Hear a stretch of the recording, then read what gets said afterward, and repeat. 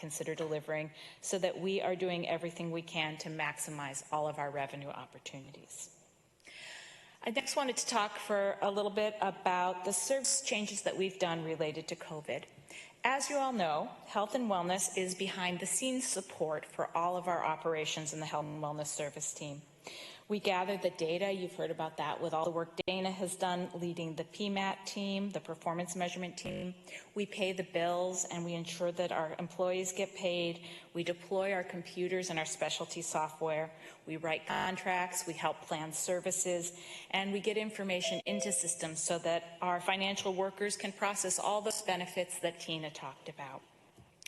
During the COVID pandemic, none of these regular needs have slowed down, and in fact, we've been doing even more, and doing some of it even faster. I would say hyperspeed when we talk about things like contracts. Almost all of our staff in planning and evaluation and contract management are substantially redeployed to the COVID response. As we figure out how to do new things, we really need to have solid support from fiscal services, from planners, and from evaluators. Our behind-the-scenes support, though, does connect directly to residents. And one example of this is Tina talked about how we are doing enhanced emergency assistance and working with community partners to do that. Well, we have to find a mechanism to work with that community partner and exchange information. And a couple of weeks ago, several of our technology staff who had been worked on creating that information exchange sent me an email. And one of them wrote, "This project that we've been working on gets an additional $15 million in emergency assistance to our residents during the pandemic. It was an honor to be a part of the project, working with financial assistance, evaluation, accounting, finance, and our community partner, the Community Action Partnership." So you can see that all our behind-the-scenes work is tied to the people that we work with, the residents that we serve, and our staff see that as well. And we know that what we are doing is to serve our departments and our residents, whether or not that work is immediately visible to our residents or to our staff. Everyone gets paid, and we're a part of getting paid, and we don't always see that or think about it. Some of the examples of how our team has been working during COVID to move the county vision forward as we do this work is our planners have been developing new services and putting them in place. Our planners have been involved with the service centers. They're helping ensure that early childhood needs are met at the service centers. They're helping identify technology gaps and how we fill those. And they're helping to develop new ways, whether it's around housing our homeless population or whether it's our food service delivery. So our planners are almost entirely deployed to those projects. Our contract managers have developed and written multiple contracts on very short timelines. The hotels that we're using for our homeless folks, those contracts for those hotels were developed by our contract management staff. Our technology folks have worked with information services in partnership to put hundreds of our staff, enable them to work at home. They've also engaged in other COVID-specific projects like the one I just mentioned with getting money to transferring information with Community Action Partnership. Our fiscal services folks have been paying the bills. They've supported the hiring of more than 100 shelter staff. They're keeping the lights on, and they're helping to track the spending, all of our COVID spending, whether it's for CARES Act reimbursement or other places. Our evaluators are hard at work understanding how our service changes due to COVID are working. So what is the impact on homelessness? What kind of wraparound services are people who are in our hotels getting? Where are they going when they leave the hotels?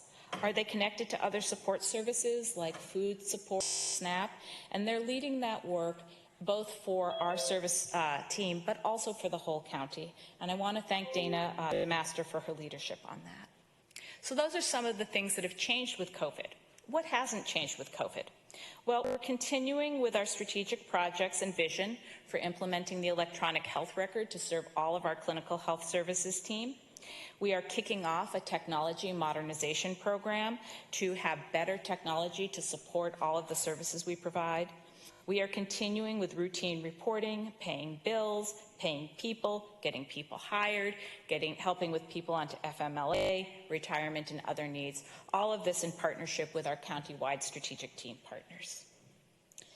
So that's our COVID story. And now let's talk a little bit about performance measurement. I want to, again, as I thank Dana, I really appreciate the county using the results-based accountability method. This is such a great tool for performance measurement. It is understandable, it's useful, it's durable, it's plain language. It helps us all to ask questions that we want to know, like how much did we do, how well did we do it, and did it make a difference? I think this is going to really move us forward as a county and help us move to those transformative measures that you all have been asking about this morning, and that will happen over time. We also need to develop measures that are meaningful for us and our clients, and to that end, we did have a meeting with our community through the Racial Equity Action Team in March for them to look at all of our performance measures. Some of the feedback that we got was that the community wants to know more about staffing and promotions, our contracts with people and organizations of colors, and disparities with our vendors and how we're working to redress redlining. These aren't things that you're going to see in our performance measures today, but they are things we heard our community ask about. And we will continue to work with this feedback as we refine our performance measures.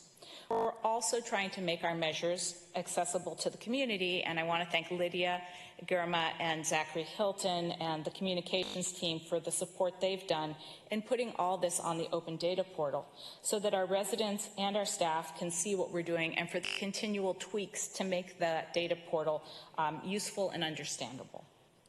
So I'd like to talk about one measure that we have for the Health and Wellness Service team, which is our community engagement measure. And the measure is the percent of RFP review committees with community representation. And RFPs are the request for proposals. So this is the process we use to spend hundreds of millions of dollars through contracted vendors. It ties to our strategic county goal of advancing racial and health equity and shared community power.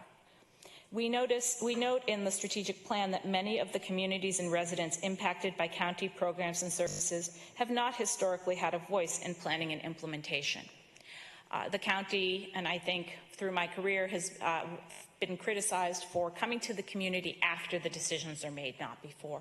This measure is an effort to move us upstream so that members of the community and people who are impacted by our services have a say before the decisions are made and as a full member of the community, the decision-making process. Our goal is to continue, this is a concrete step to bring community voice and shared decision-making into our process. And as we move into closer relationship with the community and we learn more, we'll continue to further refine this measure that will make sure that we include individuals who are impacted by our services and not just general community representatives. You can see that we've shown improvement from 40% of all panels having people on from the community to 60%, and then we will continue to grow that.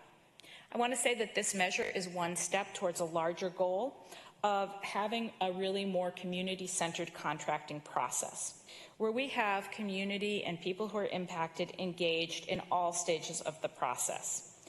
When we're talking about what vendors to recruit for RFPs, for county contracts, when we're selecting, which is the RFP review process, when we're training our vendors, when we're engaging our new vendors, and when we're monitoring vendor performance. In the long run, we'd like to see community engagement in all of these parts of our contracting process. One of the other questions is, what will it take for us to do better on this measure? And there are a few things that we think we need to do better. One is a consistent method to compensate impacted community members who participate in decision-making, so that we have a mechanism to do that that is clear and easy to implement, and it's not a special project every time. We need to have the ability to train and facilitate, so whoever is going to be a part of our process can be a full participant and not someone who's there just to fill a seat or meet a number. We want to gain from the expertise that community members bring to our process. We will institute debriefing sessions so we can better understand what they need to make this a positive and productive experience. We plan, as we work through this, to use the new relationships that we have been developing as a county through our community engagement work, through our immigration contracts, through our messaging partners, through our food service providers, through our equity action circle, through our community our community advisory councils, and our racial equity action team.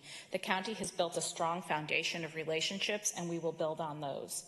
And we also recognize that community engagement won't be the same everywhere. It will take different forms. And what we're trying to do is to develop the form and structure to get there. The final thing I want to talk about is what's missing from our measures. And where are we going? What are some future measures? For future measures, I think we are looking that we want to be measuring our progress with early childhood and our work with families with young children.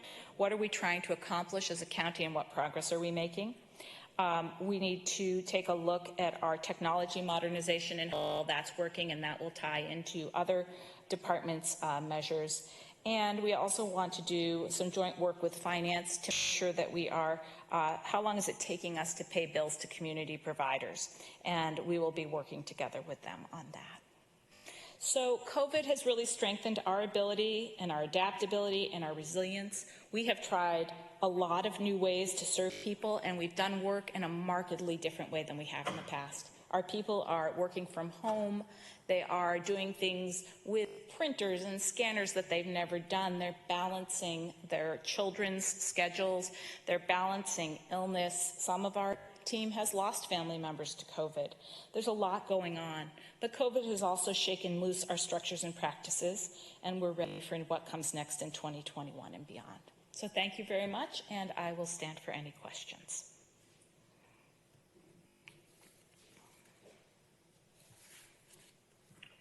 Are there any questions? Commissioner McGuire.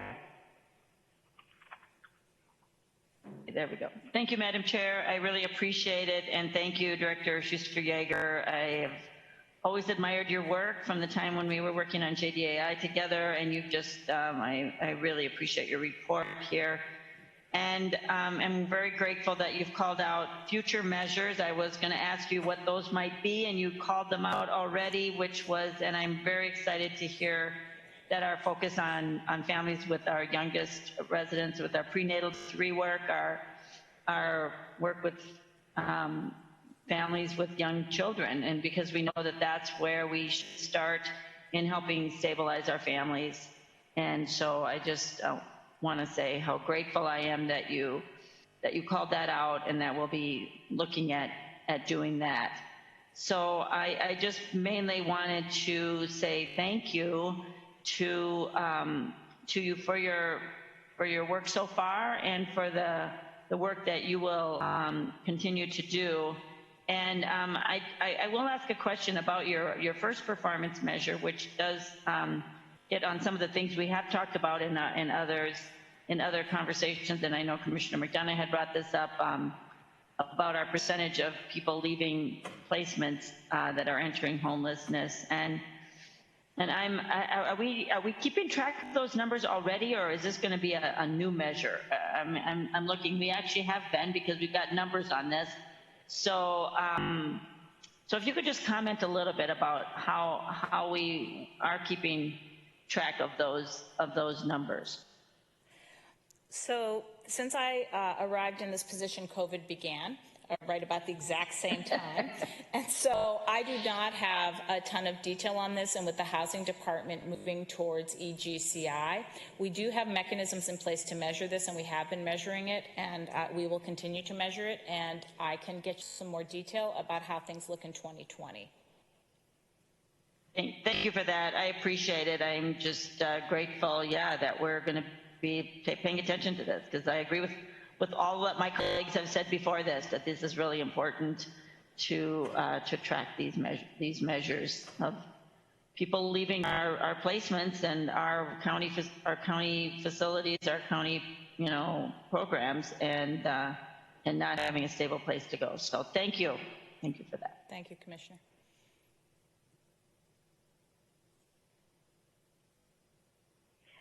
Next, I have Commissioner Carter.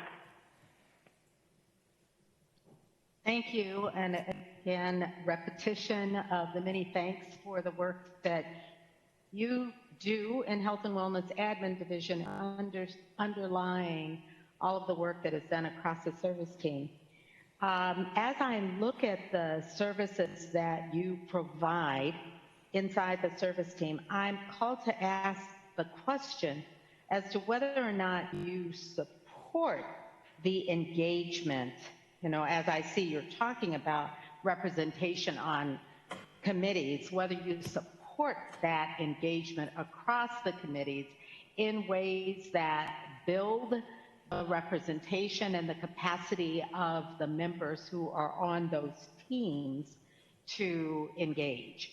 And what I mean by that is you talked about establishing similar conventions across the service team for community participation and specific to compensation for members on those committees. And it occurs to me that that should happen within the service team, but also across the county. So I'm hoping that your participation there is to ensure that we're also aligning across the county for that compensation, but then to broaden that out to recruitment and development of those participants. So that would be the question: do you support those areas? And maybe talk a little bit about how. And the third, or the second question I should say, is about youth leadership and about standards for youth leadership engagement across the service team, and perhaps also as aligned across the county. I know we're looking for ways to further engage the leadership of young people across all of the areas where they are the most impacted. And if you could talk a little bit about that, I'd appreciate understanding from the perspective of health and wellness, but also the alignment with county teams, both for adults, engagement, recruitment, support, and for youth. Madam Chair, Commissioner Carter, thank you for those questions. I think in terms of working across the county, we are working closely with Sarah Hawley and Prince Andre Corbett, who are our race equity administrators, and also with policy and planning. I also think it's helpful to start where you are. And so starting small, sometimes we can move a little bit more quickly than trying to get everything fixed all at once. So we are planning to start small. I see this as something that we would do in close collaboration with the rest of the county, and with pieces that are moving together, recognizing that sometimes when we sit and wait for a problem to be solved elsewhere, it takes really a long time. So we want to get going, and we will work closely with our partners in doing that. I think as we talk about youth leadership and engagement, one of the challenges is, as you suggest, it's training the committee members as well, who are perhaps in the system and haven't worked with community members or members of the impacted community at the table with them. So there is a co-training piece or a co-facilitation piece to make sure that the feedback that we're getting from the community is received. But when we're talking about impacted communities, if we're talking about a youth program, then an impacted community is the youth and the parents. It's the family, but youth in particular. So we have not made at this point specific plans to engage youth. We're very open to that. I think youth engagement, we may need to think about whether or not there's some community partners we want to work with who might help us with our training and development of youth and adults to help us make these decisions together. And I would look forward to doing more of that. I really believe in having young people engaged. I've done that in a number of different places, and would love to see us have more youth voices and recognize that it can be a little squirrely. Thank you. Madam Chair and Commissioner Carter, if I may add to this, I just want to reiterate that we're working very closely with administrative services on this, developing a community engagement guidance / policy to ensure that this is countywide. We are also working very closely with finance and our CFO on gift card policies, how we compensate community members, and what they may look like. So just ensuring that, yes, we are doing this countywide. And I would also add that administrative services is also working very closely with policy and planning based on a board workshop we did a year and a half ago on our boards and commissions. And as we move from formal committees and advisory groups, how we expand to informal groups, but how we're leveraging the full capacity, making sure that there's some streamlined guidance, how we're involving community. And so to your question about youth leadership, that's definitely a key part of this informal engagement. But we're just trying to work on the systems, the structures, and the policies on how our entire county departments can leverage that opportunity.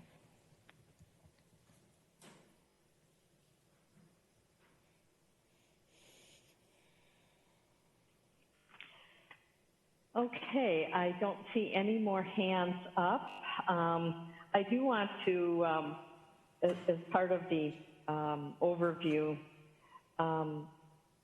that, you know, when we talk about administrative services, oftentimes it's harder to connect to our vision, mission, goals, values, and I think that you did a great job in doing that because for contracting services for procurement, it's how the work gets done, and to have that efficiently run from the RFP process to actual completion of a contract so that we can get on the job, get the work done, support those that need it the most is incredibly important. As far as an overview, just kind of next steps and what's happening with, especially with the youth leadership engagement, we would, you know, like to keep tabs on that. And then also building the diverse representation across the county, including compensation, recruitment, and serving on these different committees and how that all works. And that's all run through the administrative services as it disperses out to all of the different departments and work throughout the county. I also want to, although I see that Commissioner Ortega, there he is. I just want to call out the work when we were talking about procurement and the work that we're doing there. The Racial Equity and Community Engagement team has taken on that issue as well as others. And I was part of a discussion that they had on the procurement and expanding that. And I just want to give kudos to Commissioner Ortega. All of us on the board have worked very hard on this because talk about systemic change. It's one area that is really difficult because of all of the different requirements and reporting and bonds and everything that are required for getting a contract with the county. But from day one of Commissioner Ortega being on the county board, I started when he had been there for 2 years, but it's something that he has really highlighted throughout the time on the board to try to make sure that we're making progress there. And I think that we are. And if Commissioner Ortega, if you'd like to add anything, I'd welcome that. Because of the work that you've done on this, I just felt like I should call that out for you. Well, thank you, Madam Chair. I appreciate that.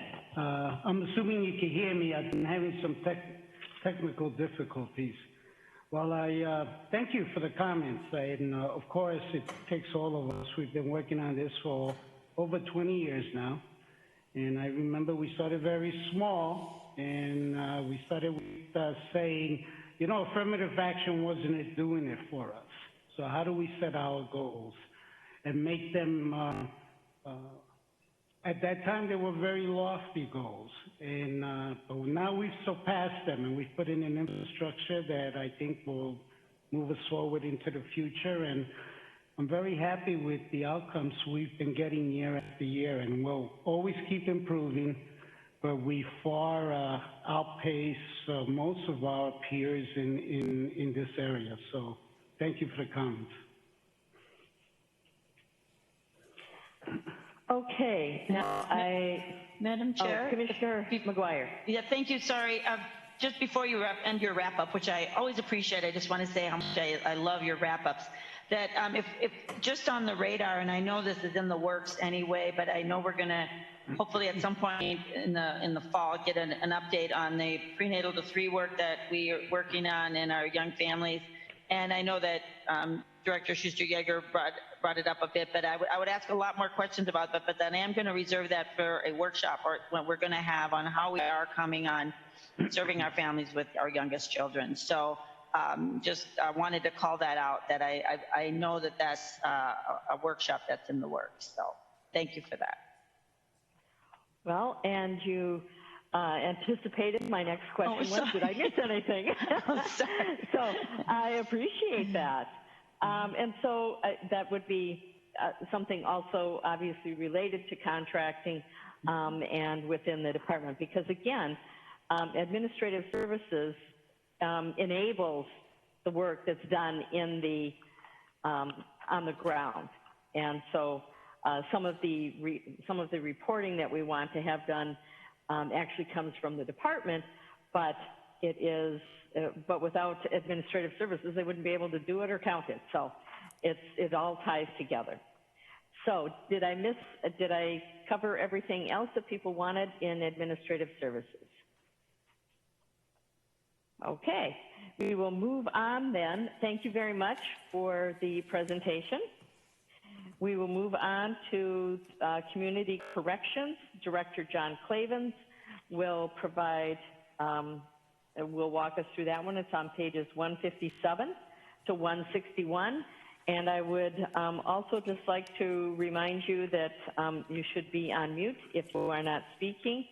And also, just one other quick comment regarding the closed caption. I had forgotten that it is something you need to turn on, and I have been told that it is working very well for those that need it. So, thank you very much, and I'd welcome John Clavens to the podium. Thank you, Madam Chair and Commissioners. To everybody here in the chambers, I appreciate the opportunity here to speak around the work that we're doing here at Community Corrections. I want to thank the County Board for your ongoing support over the past 5 years that I've been here. It's been a tremendous partnership in so many different ways, and Ryan O'Connor's support as well, as he used to be our DCM. He understands the business of corrections quite well as well. Karen Saltis, thank you for your support too. She's done a tremendous job in the last 6 months of some very challenging times and a lot of things that have hit us that were really quite unexpected when the COVID-19 crisis arrived. I also want to extend my appreciation to our CGS, or our criminal justice system partners, and the safety and justice team, particularly to Chief Judges Guthman and Castro, John Choi and John Kelly at the County Attorney's Office, Scott Williams and Zach Hilton, Lydia, for their great support too in so many different ways with the work that we're doing, and particularly the reform work that's going on at Community Corrections as well. This is just to name a few people. There are many others that have been very grateful in helping us and providing services to help our residents really achieve well-being, prosperity, opportunity, and accountability. I also want to thank our community partners. We could not do the work of Community Corrections without our community and the partners that help us bring different services to the table each and every day for all the clients that we serve. Without community voices, we'd even be further behind on our reform work. And again, I'm very appreciative of those that have come to join us, have attended meetings, phone calls, whether it's one-on-one or group settings where we've had engagement opportunities with our community.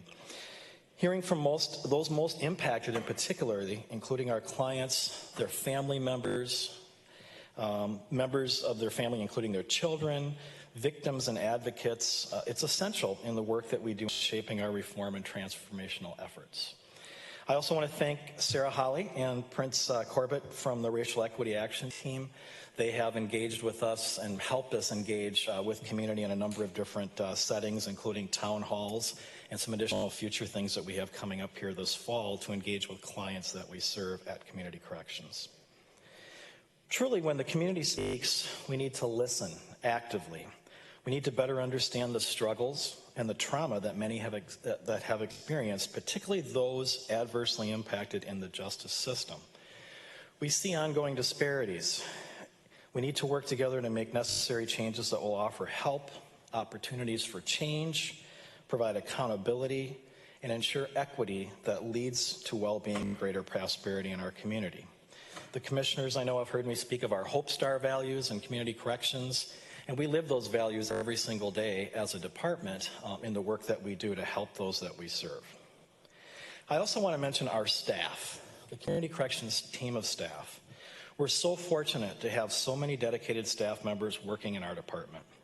This is not easy work, often filled with difficult stories from clients and victims, resource challenges, stress, exposure to secondary trauma, and other difficulties.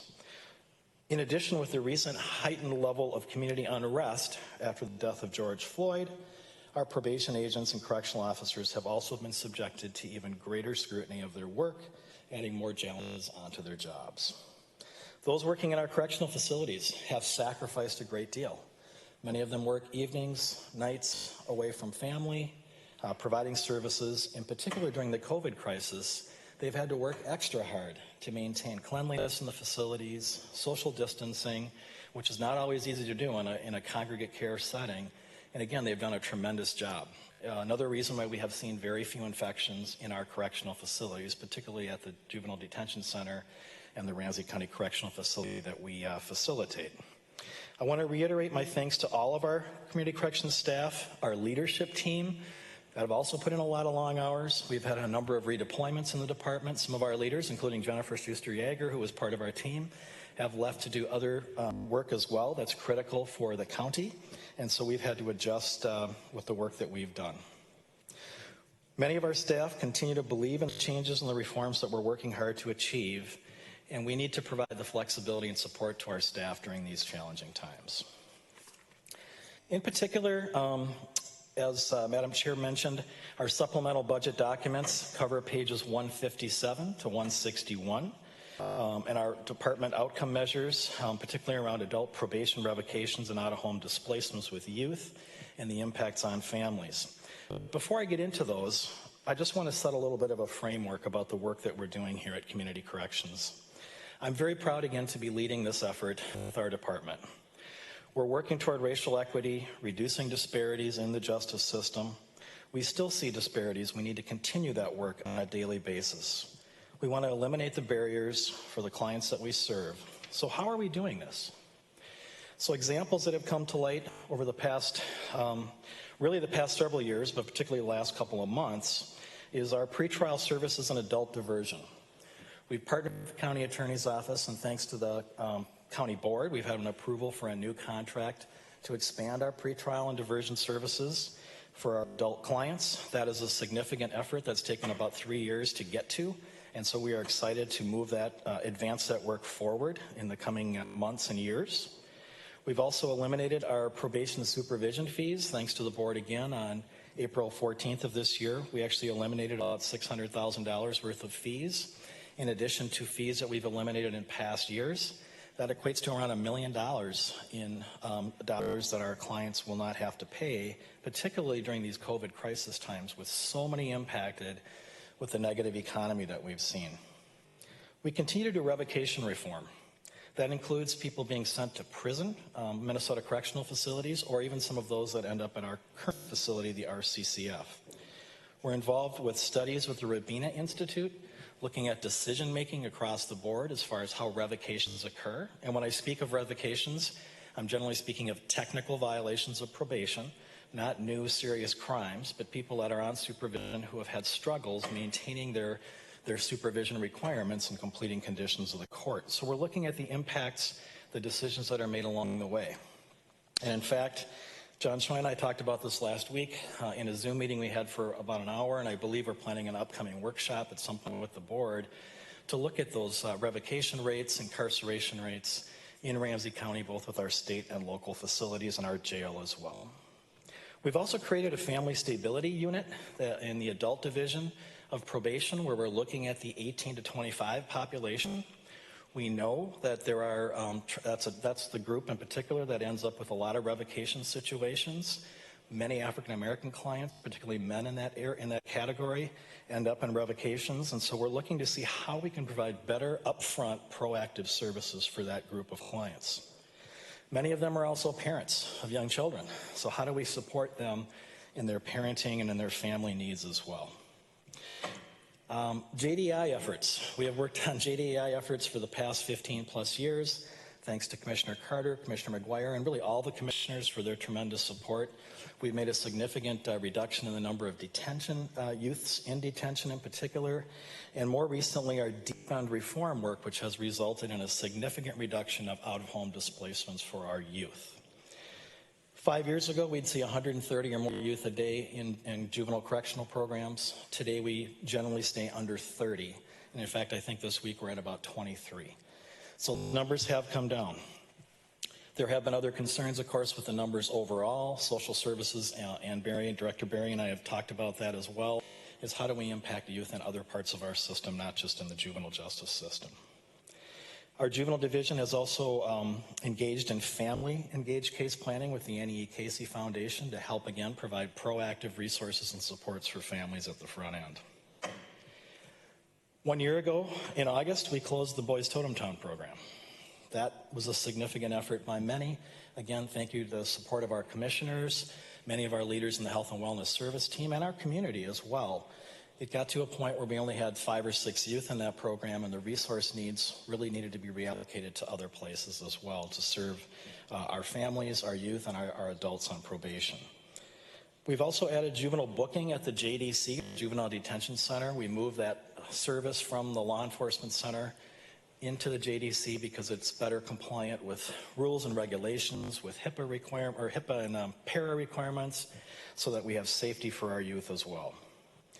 We're also supporting our TST, Transforming Systems Together work.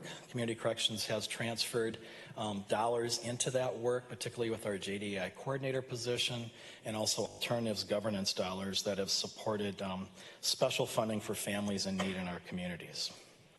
The adult reform with added resources for treatment courts, dealing with the homeless clients that we have on probation, family stability are all significant efforts that our staff at Community Corrections continue to be engaged in on a daily basis. Under the COVID situation, we've also reduced our numbers at the RCCF. RCCF, the Ramsey County Correctional Facility, is actually a 550-bed facility. We have not had over 300 for a number of years. Last year, we had about 270 or so on a daily basis. These are adult clients, both women and men. And today we're at around 70 or so in our inmate population at the RCCF. We need to work harder to maintain that lower number. We've had conversations with our judges about that, with our justice system partners, county attorney's office, and we'll be engaging in more conversations with community as well regarding those reduced numbers.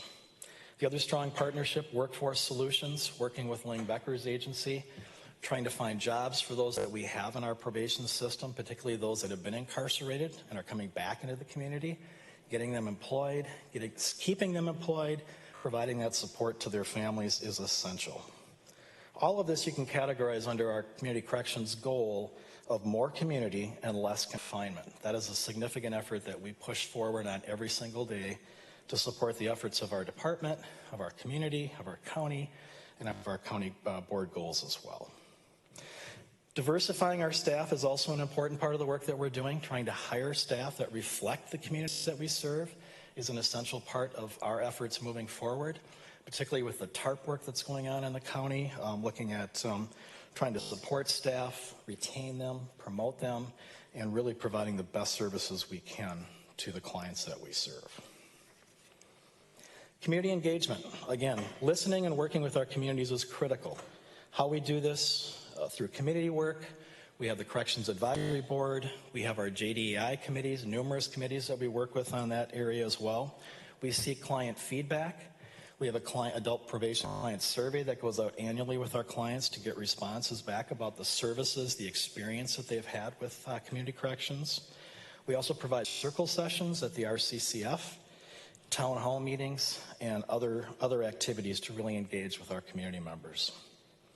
We have partnerships with community providers, including Ujamaa Place, Neighborhood House, the YMCA, Youth Prize, Clues, Safe Space, Listening House, and others.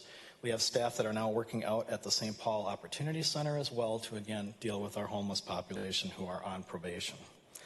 We've had engagement with the Ramsey County Sheriff's Office outreach team as well to connect with homeless people in the community, to provide food. We've actually had probation officers providing meals as well to those that are homeless.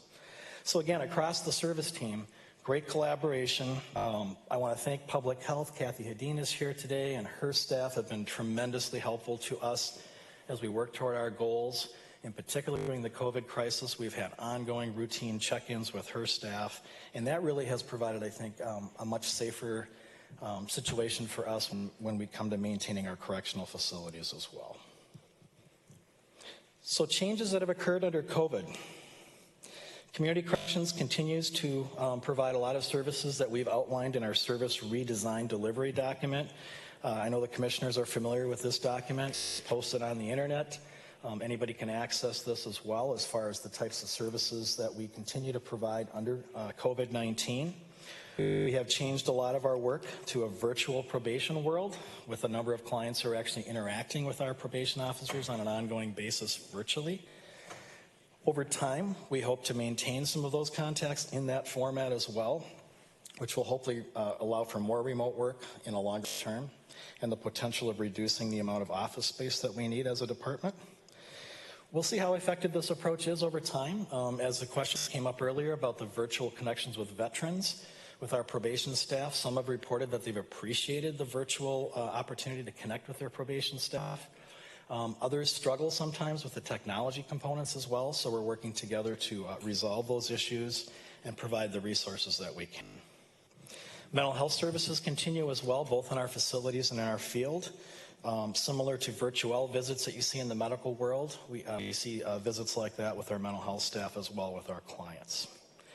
Many probation agencies around the country have shifted their work, and we'll continue to share ideas together, both locally and nationally, about how the virtual world of probation has worked. We are increasing actually our use of cognitive behavioral programs, again, through a virtual platform. There will be a workshop that commissioners will be attending on September 22nd, and we'll expand on that work in particular.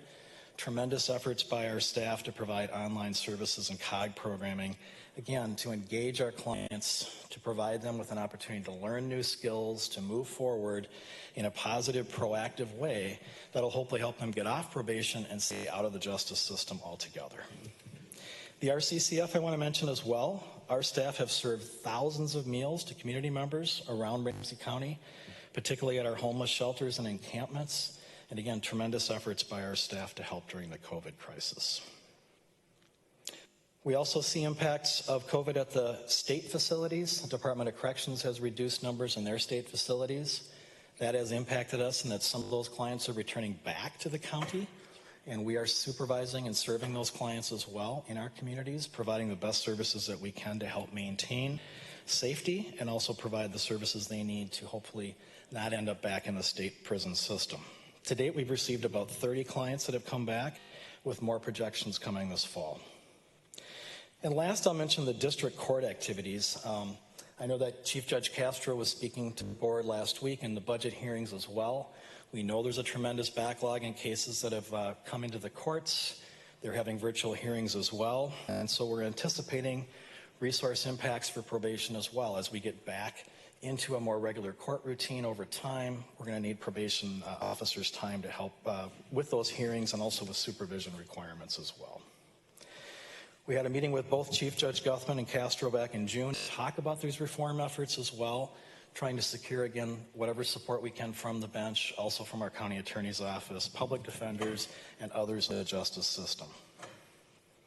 I'm going to turn real quick now to the particular outcome measures that we have listed, and if Lydia, if you can pull up, I think it's on pages 159 and 161.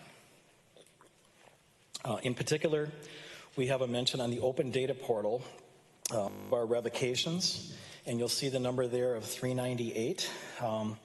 This number in reference to the number of folks we supervise, roughly about 6,000 felony cases that we manage each and every year. And again, these are technical violations that return back to the state prison system or into local incarceration at the RCCF. We have reduced this number by several hundred over the course of the last couple of years, and we continue to do that as we work forward with our justice system partners. The negative impacts of incarceration, as many of you know, are significant.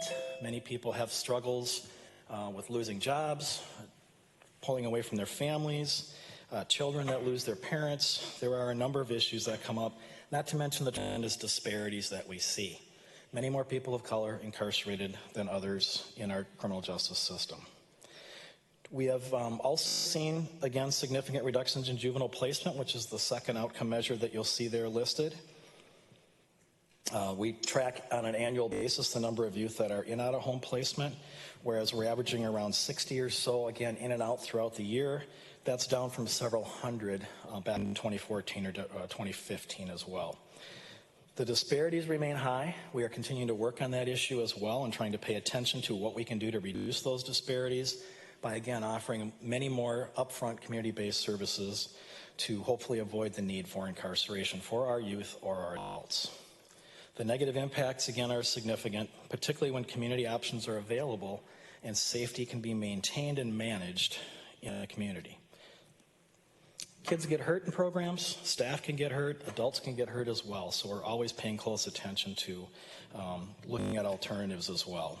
The Department of Corrections has also talked about warehousing offenders in the past in the state prison system. Generally speaking, it did not help with the lack of treatment resources that we see available in our state facilities, especially with the current budget crisis they'll be facing as well. I'm going to turn a little bit here to the budget changes and impacts as well. As Karen Saltis mentioned earlier, and Francis as well, and Janelle from our controller's office, the resources for community corrections, rightfully so, are shifting upstream.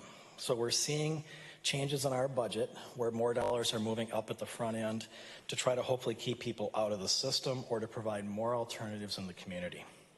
Our levy reduction we're looking at now is about 1.8 million, translates to about 22 or so FTEs. Again, no layoffs, but simply not filling vacant positions that we have currently in the department. We've also seen revenue reductions through our fee eliminations that was mentioned earlier to the tune of about $675,000. We also have revenue reductions from our Dakota County contract. So that's another number that we're tracking. We have a contract with Dakota County that actually provides RCCF services for women offenders coming out of Dakota County. And those resources, the amount of payments are down because the number of clients that we're receiving are down significantly as well. We're also paying close attention to our CCA funding, our Community Corrections Act statewide funding, trying to maintain, again, the best we can with the State Department of Corrections. This last year we saw about a $200,000 decrease in our CCA funding, and I anticipate there'll be more. I just don't know what that looks like at this point in time, but somebody had mentioned earlier that statewide resources are something we have to pay close attention to as well. Future budget impacts, how we can manage. So currently Corrections is operating with over 50 vacant FTEs as well, so we have moved staff around within the department to help cover various tasks, various jobs within Corrections. We've redeployed about 15 staff to other departments as well. We still need the infrastructure that's important to maintain our services, to maintain the reforms. And reform work, as you all know, commissioners, takes time. Similar to a dial, you can't turn the switch on and off. It takes time to see where these reforms go, particularly with the number of incarceration numbers that have come down at our CCF during COVID. We're hoping to maintain those lower numbers, but I can't tell you at this point in time what that'll look like a year from today. Office space and rent costs we'll try to bring down as well for additional savings as we go forward into the upcoming years.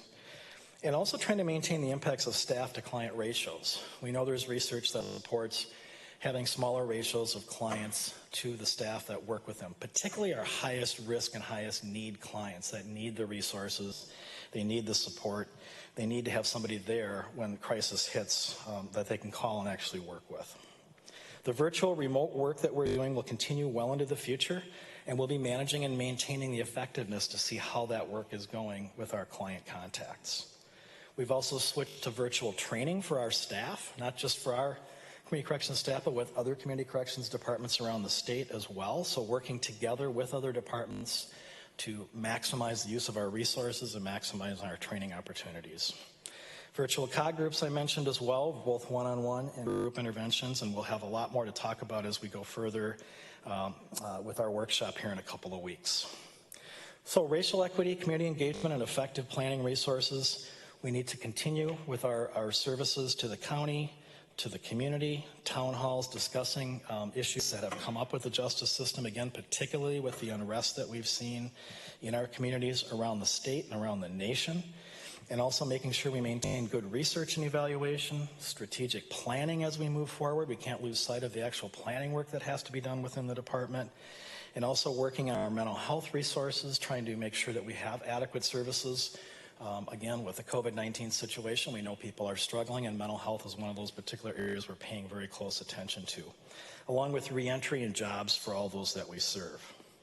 So we need to continue to work with our communities, listen to their concerns, and make sure that we're watching closely these outcomes and other outcomes as well that we are striving to develop as a department. At this time in my presentation, if you were all here, I would provide you with a hope pin or a cookie or something fun to bring home to remember us by, but I can't do that today. So hopefully by next year, we'll be back in sync and I'll be able to bring something to you as a memorable moment from the discussion with Community Corrections. I look forward to seeing you all on the 15th of September, I'm sorry, the 22nd of December for our workshop, and I believe we'll have another workshop with John Choi's office probably in late October or November to talk about incarceration rates in the county and in the state as well. So that's a quick overview. I could say more, but I think I'm going to open it up to questions from the commissioners. Thank you. Thank you, John. First, I have Commissioner Carter. Thank you so very much. Can you hear me? Barely. We can hear you now. Okay. So appreciate everything that you've shared. And I have to say that your bold vision is not just on paper. We do see it here and expressed very, very well on page 161. And your planning for the future as the vision for 2040 is to eliminate disproportionate minority confinement and in mass incarceration. I haven't seen that a lot of places in county, departmental statements, and I really do congratulate you for iterating it on paper and for illustrating in all of the work that you and your team have been doing, certainly as supported by those boards and the voices that you hear here. We all appreciate your work. And I also acknowledge the changes that has required as you adopt the reform work that you're attempting in hiring practices and workplace culture and in finding inclusion of client voice and also of community in that work. I want to point to the fact that in our Deputy County Manager's address, she shared that your department, and we can see, has contributed greatly to our budget levy reduction distribution. And we appreciate that your reform leads to some savings in doing what works. You're reducing youth out of home placement, you're reducing expensive adult residency in the Ramsey County Correctional Facility, and albeit you've escalated that reduction during COVID-19 and our challenge to maintain that, appreciate your commitment to do all that you can. But there's certainly some increases too in providing the kinds of alternatives and services that are needed. And the director's caution, or the deputy county manager's caution, is that should the reform require it, there may need to be a voice returning to us to assist with that. And, I understand that caution. I really appreciate it. I know that we also want to avoid a narrative that suggests that the justice reinvestment or the systems reinvestment that we need to do is not being intended to do. We want to be certain that those alternatives and the services and engagement in community together with our staff and aligned with our staff can happen. Can you talk a little bit about your capacity and direction to maintain that investment? The narrative with the Juvenile Detention Alternatives Initiative, for example, was that all of the savings, we put it into budget cuts. And we know that that was not the case. I wanted to be sure to preempt that narrative as we move through this particular pandemic / recession, whatever the case may be, that we continue to invest in the work that we need to do in order to maintain and to aggressively pursue the kind of reform that you are looking to and have spoken to already. Could you just share some assurances in that regard? Commissioner Carter, while he's preparing to do that, you need to adjust your mic just a little bit. I was trying to I wasn't able to get your attention, and I didn't want to interrupt your train of thought, but your mic is going in and out a little bit. So I think if you move it up just a little bit, it'll be more consistent. Mr. Clavens.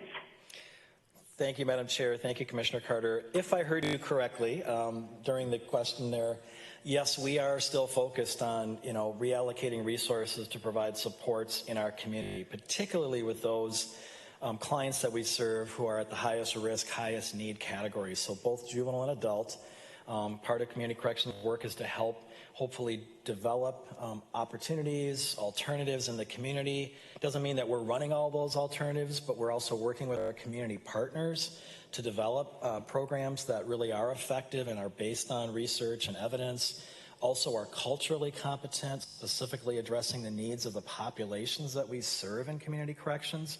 So I know that our staff are continuously focused on what are the better things we can do to provide services in the community, and also where do we get the support from community providers. So whether it's working more closely with Ujama Place, for example, where we do have an agent now stationed out at the Ujama Place offices, working with a number of clients that are there. We know there are other groups and programs being facilitated by others in the community with our probation clients, and our probation staff are making sure people are able to get to these programs, whether it's virtual or eventually real live programming with groups coming together. So our focus, as I believe you mentioned, is really to make sure we don't lose sight as dollars get reallocated or moved around, particularly now during the crisis of just getting people housing and food and stability, which is so critical under COVID-19. We don't want to lose sight that there are a lot of people in the justice system. We have over 12,000 clients we supervise on the adult probation side, and there are a number of them that need help. Lower risk clients will be fine without deep interventions, but those that are at greatest risk and need, we need to continue to support them and work with our partners in the community to provide those services. I hope that answers at least the main part of your question, Commissioner Carter.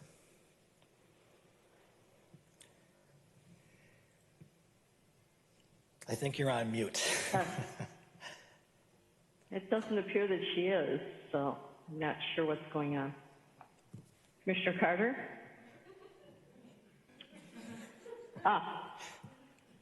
Okay, now you are on mute, so let's call me later.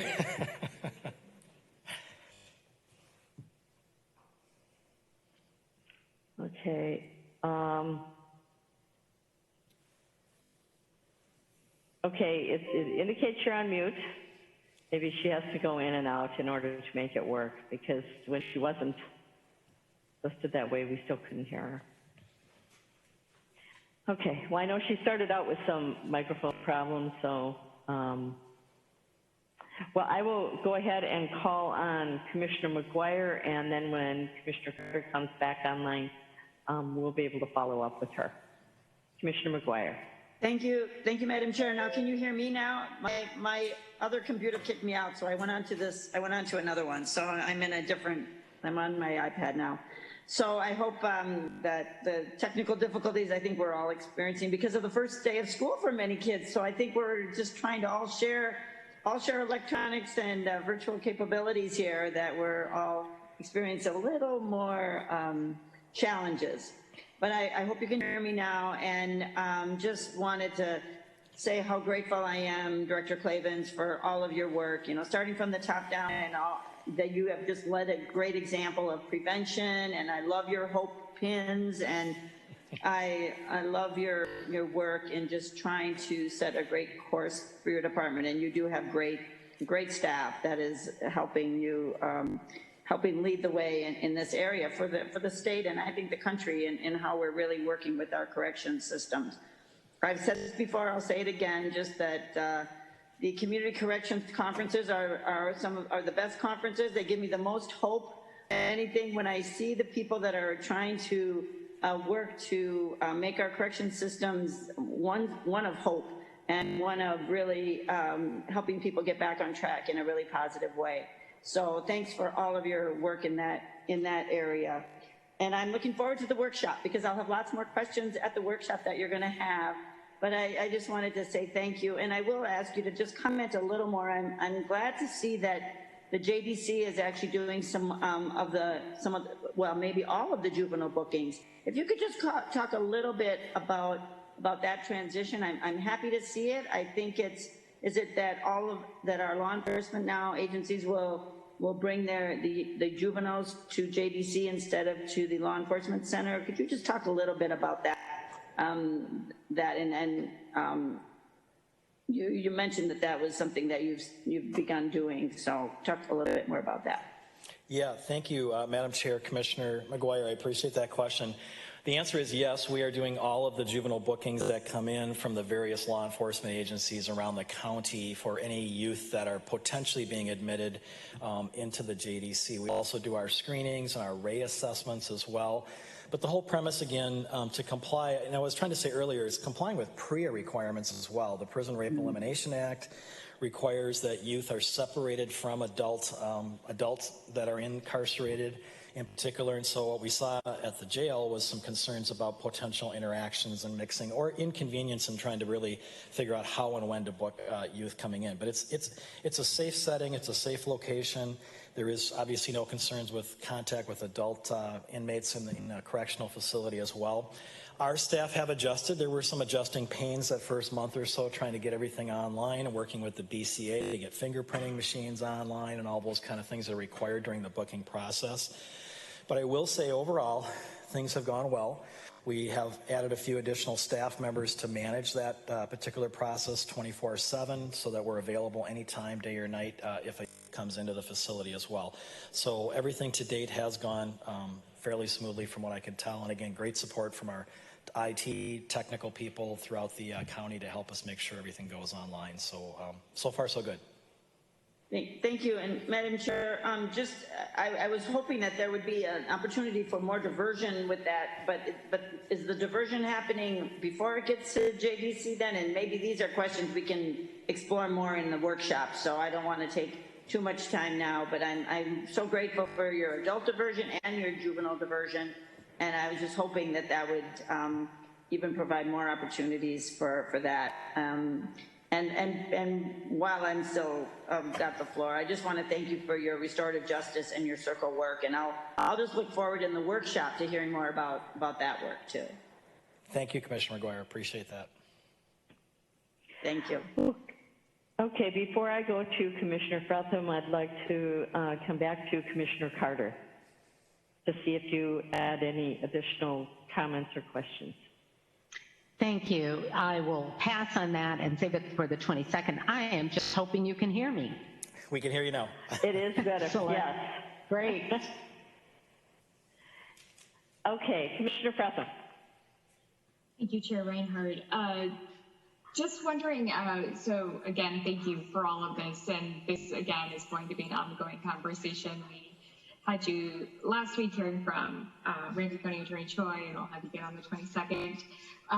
Just wondering, in terms of the performance measurements, obviously there has been tons of progress made over the last couple of years. There's just substantial changes in these numbers, and looking at 2020 and 2021, obviously much more modest estimates. And I'm wondering if you can speak to that. Do you feel like we've kind of hit the limit of where we can transform within the current system, and that we need, we need broader systemic reforms before we can push further, or just because we're getting into this deeper work with advisory committee, it's too hard to predict where we're going? Or can you speak more to where we've kind of hit that limit, or why we don't see further transformational or dramatic changes happening in the next year or two? Yeah, thank you, Madam Chair, Commissioner Fretham. I don't have a crystal ball as far as giving you an exact, prediction on where it'll go. I'll use the example maybe that the Department of Transportation uses in some places where you see the sign that says towards zero deaths related to accidents and things like that. So I'd love to say that someday, we'll have much less need for incarceration, both adult and juvenile, but I don't know if we'll ever get to zero. But we will continue to work on those numbers and try to reduce. And I think, as Commissioner Carter had brought up, the other essential component to this is working with our community and having alternatives, and more importantly is moving resources upstream so we can do more prevention work to keep people out of the system. Once you're in, especially if you're a high-risk, high-need client who's been around and has a long criminal history, it's harder to impact services to clients that are deep into the system. We'll never give up. We'll keep working on it. We will try to reduce those numbers as best as we can. I can say on the adult side, we have had some very good support from our judges. In fact, as of August 1st, we're actually moving toward implementing a new process called sanctions conferences. It's actually not new. It's in state statute, but it allows probation officers, if a client is willing to meet and discuss a potential violation of probation, it allows them to resolve the issue informally, reset the conditions of probation, and basically start fresh moving forward without the need to go back for a court hearing and have a revocation potentially occur in the court setting. And so I'm excited and hope that as we manage and monitor the implementation of more of those sanctions conferences, that we'll see some positive results and hopefully lower rates again of revocations going forward. So there are other efforts. We will continue to push, continue to work towards whatever that number is, whatever that number will be ultimately. So I'm optimistic and hopeful, and hopefully a year or two from now we'll see some decreases continue. Okay, thank you. I'll see if we have any more hands up here. Commissioner McGuire, I believe you're okay, thank you. All right. Okay, seeing no other hands, then I will do the overview. And I guess one of the things that really always impresses me with community corrections is the amount of hope that you talk about. It's not just talking about it, it's about the work that you do to reform. And when you think about departments, the reform work that you do and the transformational work that you are working on has just been pretty incredible. And you commented that you make sure that you, in any work that you're doing, you're involving everyone, the clients, the families, the victims, the people that are part of the solution, the partnerships that you have in the community. So it's something that I think is very impressive in trying to move forward. And of course, looking at the fact that we have closed Boys Totem Town and are doing other things to help kids, juveniles in our system. And also just it's not just because of COVID, but the numbers that in our Ramsey County Correctional Facility and bringing those down.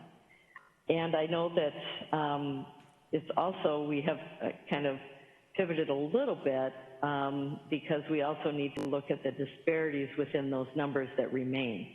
And so it's not just bringing the numbers down, but also bringing the disparities down, and I know that you are working on that. The things that, we've got a workshop coming up, so many of these things will be addressed in that, but the revocation and reincarceration rates and really digging deeper into that. The family support and stability. I'd like the comment to more community, less confinement. Kind of sums it up a little bit. I do have to call out, though, the cognitive behavior work that you're doing and the skill building that comes with that. Having been to the RCC when they had the graduation ceremonies and the hope and inspiration that is there and the skills that are being gained in a number of different areas. The ones that I've been to have been around the hospitality industry and being part of that. And the food that was served was fabulous. So it was made by the people that had graduated from the program. Again, very innovative, and looking at a person and what they can do and what they want to do within the community is so important. So both the prevention efforts and the diversion efforts, we look forward to hearing more about that. I think we have, I think I've covered everything. It's, again, something that the work that's been done has been very impressive, and knowing that the continued work and the targeted focused work on what we're trying to do, especially regarding equity in the justice system, the correction system, is so important and has always been a top priority for you. and your department and all the work that's been done there. I will ask then again, is there anything else that I missed as we go forward? Commissioner Okay, Ryan, thank you very much. If I can just add one quick thing, Commissioner, sort of a preview for the future. My evaluation is also working on some fact sheets to follow up on the COVID situation. So we're in draft form. Leah Bauer, who's here today, along with Ed Oak from my department, will have these out eventually for you and also for the public to help track where we're going and the changes that we've made in the department. So I just want to make sure you knew that's coming up down the road too. Thank you. Thank you. Thank you very much. Okay, at this point, we will take a break for lunch. If you could be back at 1 o'clock, that would be great. We have public health and social services this afternoon, beginning at 1 o'clock. So we are in recess. Thank you.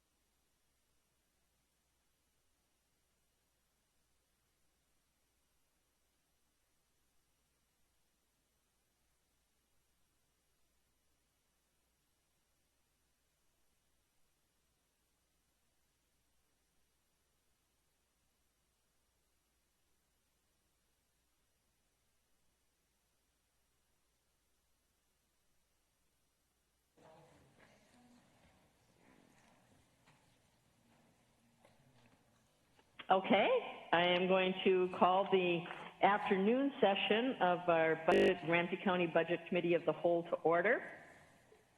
I will, as I did in the morning, go over kind of the what the schedule is, what we are doing.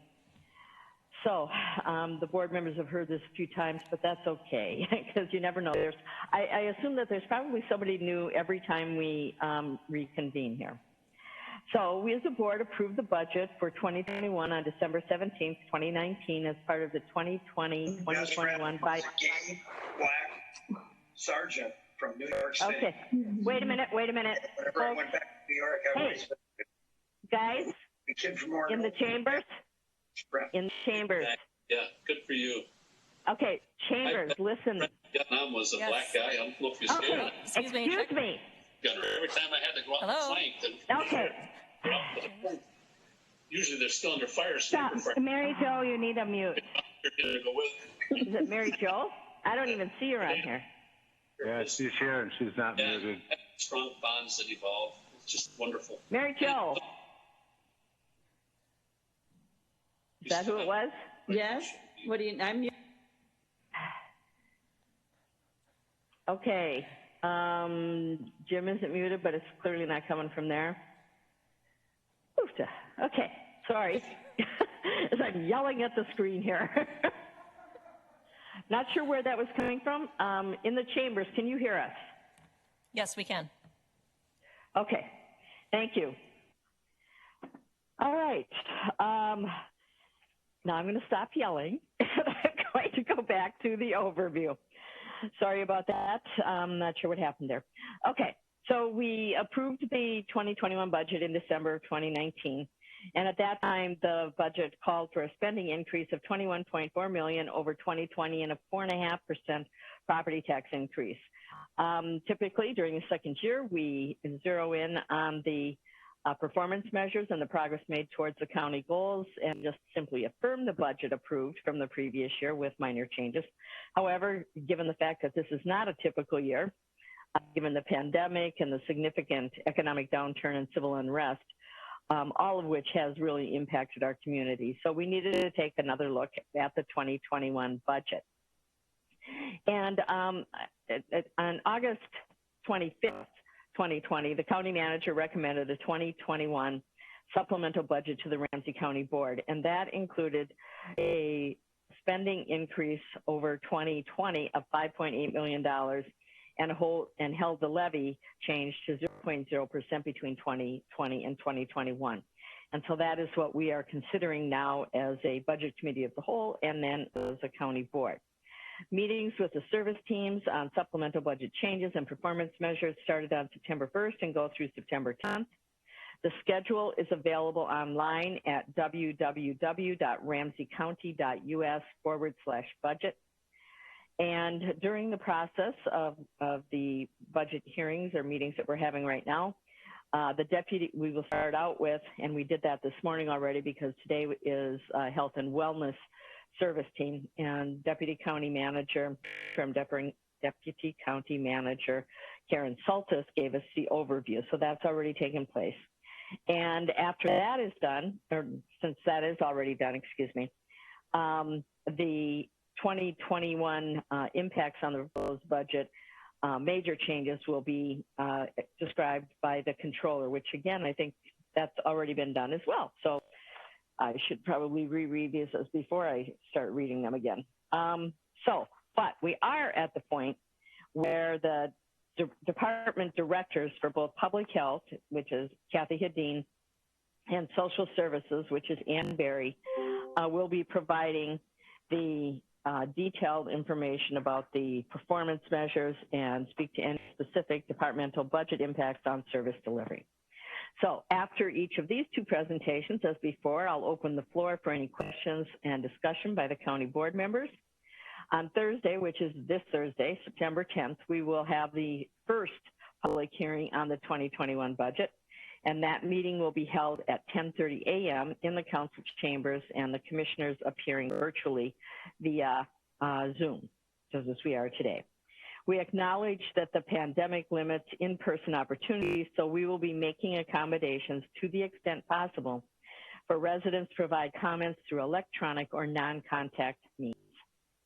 If you would like to speak to the board, you can call the chief clerk at 651-266-8014 or email comments to chiefclerk@co.ramsey.mn.us, or you can sign up in person at the meeting.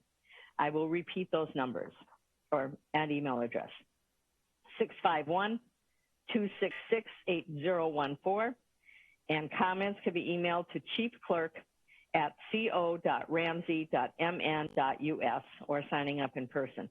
And note that any email comments are provided to the entire board and become part of the public record. On September 15th, the board will set the 2021 maximum property tax levy. The second public hearing will be held on November 30th at 6:30 p.m. at a location that's yet to be determined.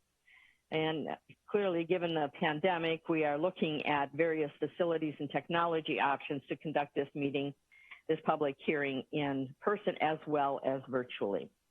On December 1st, the Budget Committee will discuss changes to the 2021 budget by commissioners, if there are any changes, that is. On December 15th, the County Board will give final approval to the 2021 budget, including any changes approved by the committee, and set the final 2021 property tax levy. And again, I'd like to thank Vice Chair Commissioner Modis-Castillo, County Manager O'Connor, CFO Kutza, and all staff involved. And acting county manager today is Elizabeth Folsman. So thank you all.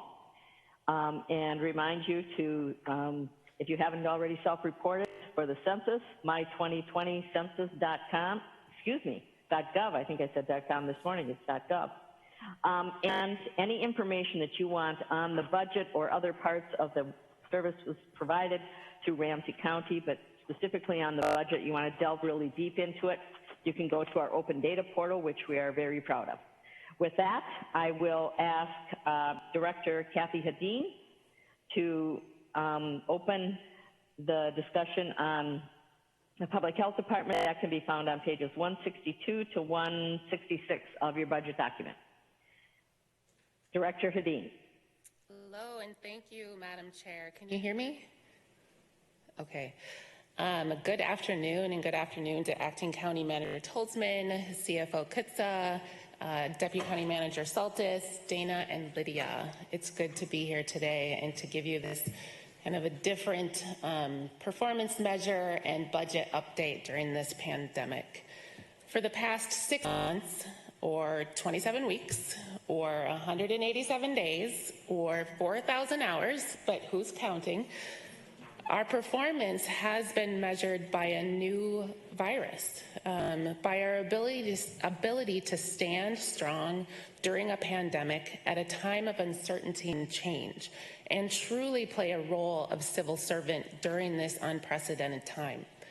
As County Manager O'Connor said in his opening remarks, the health and economic impacts of COVID are the greatest impacts in any of our lifetimes and will be with us in history books for years to come.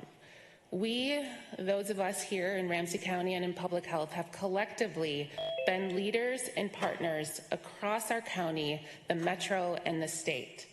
Our current performance measures, as described in the budget document, are relevant to today in terms of our long-standing and ongoing public health work. But for right now, our landscape has dramatically changed, and we are in the midst of documenting our public health performance in the context of our emergency response to this pandemic. Questions like, how many staff have been deployed? How many community members have been engaged? What percentage of BIPOCs have received what they needed to protect themselves and their families? How many people have access to a timely test? How many of our residents get what they need when a case investigator calls them on the phone to talk about their positive test? How many outbreaks did we identify and slow down? How many more people who may have been exposed to COVID-19 were found through the contact tracer process? Are we positively impacting knowledge and behavior? And can we increase the level of trust within communities where a language other than English is spoken, or for those who are Black and Brown or Indigenous but who have had negative experiences with our government? How have we worked with community to better address their needs through testing for this novel virus?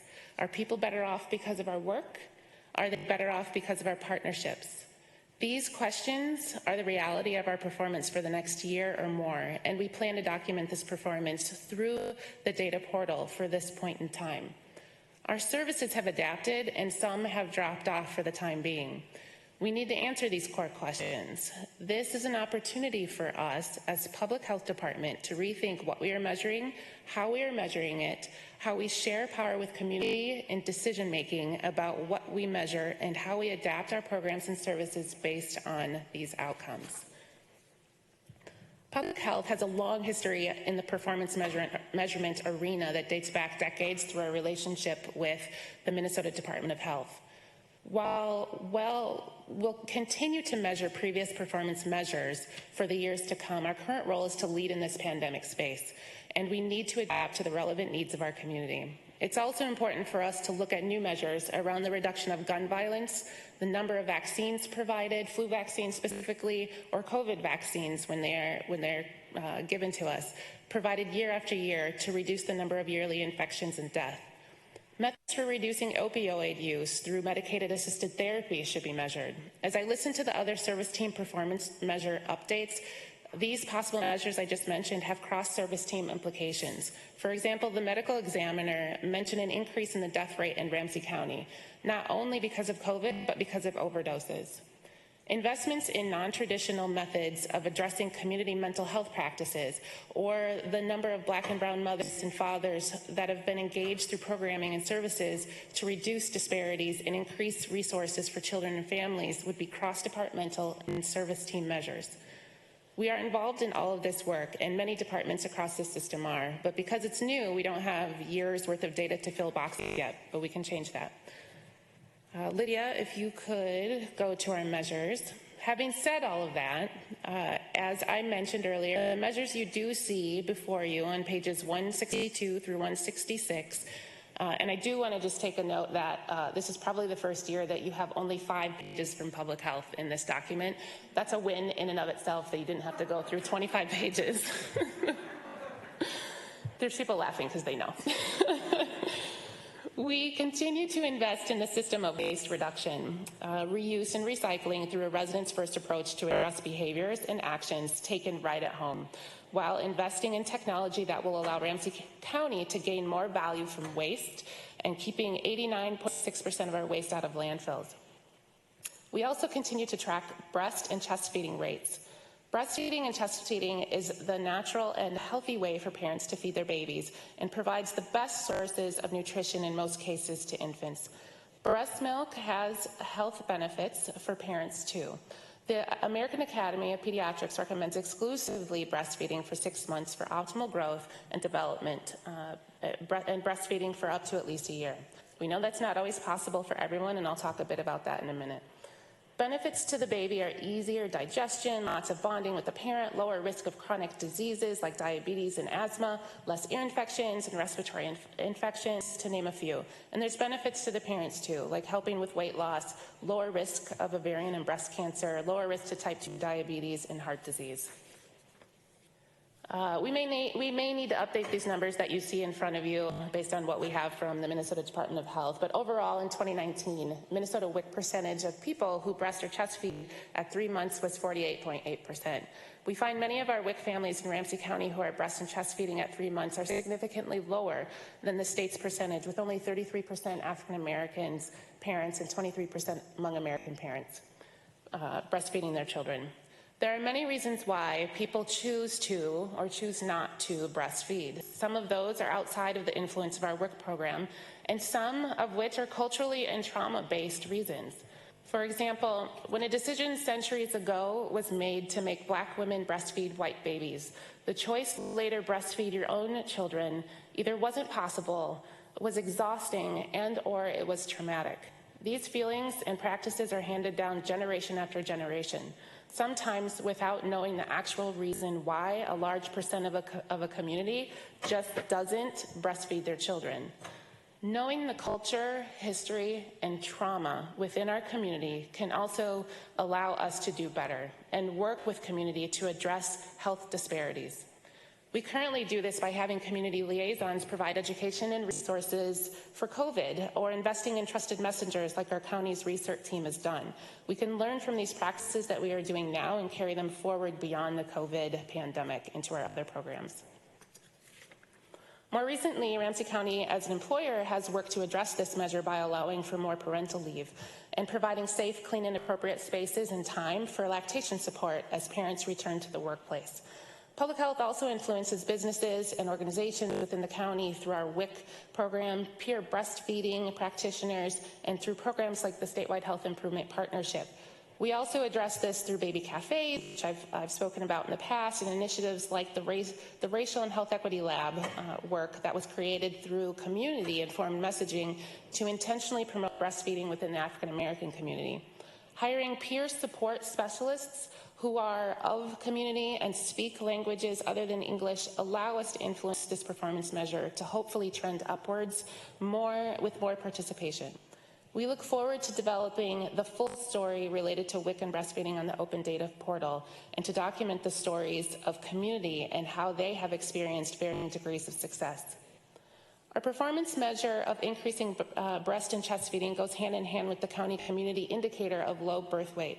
It's important to describe why some of our performance measures and community indicators are and should be addressed system-wide and not just in public health.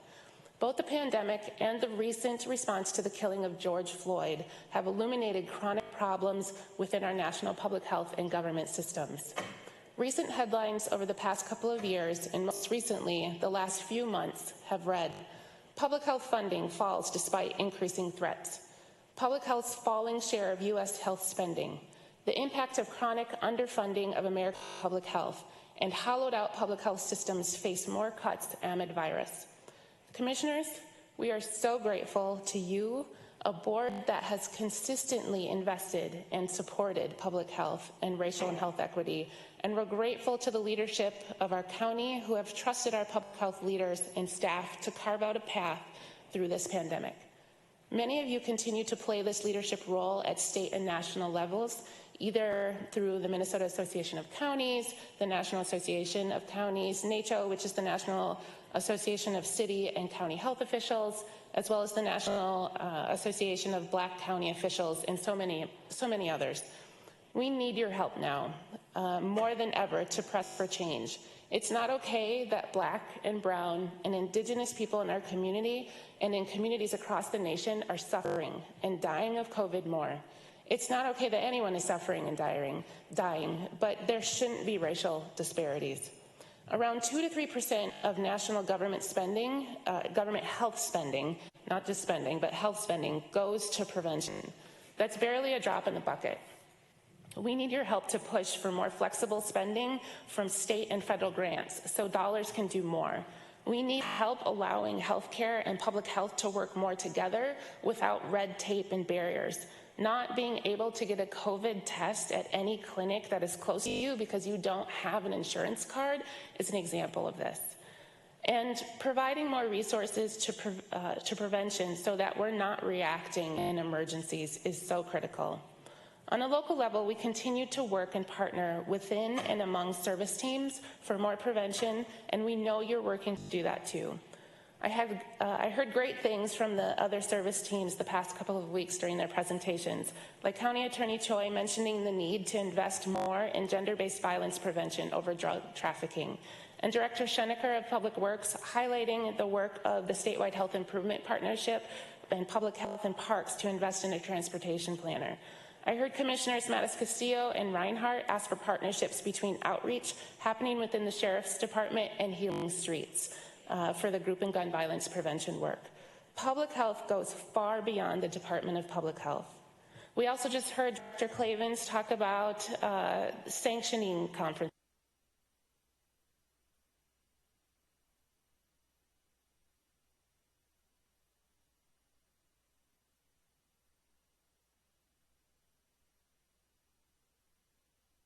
Hopefully I said that right, Director.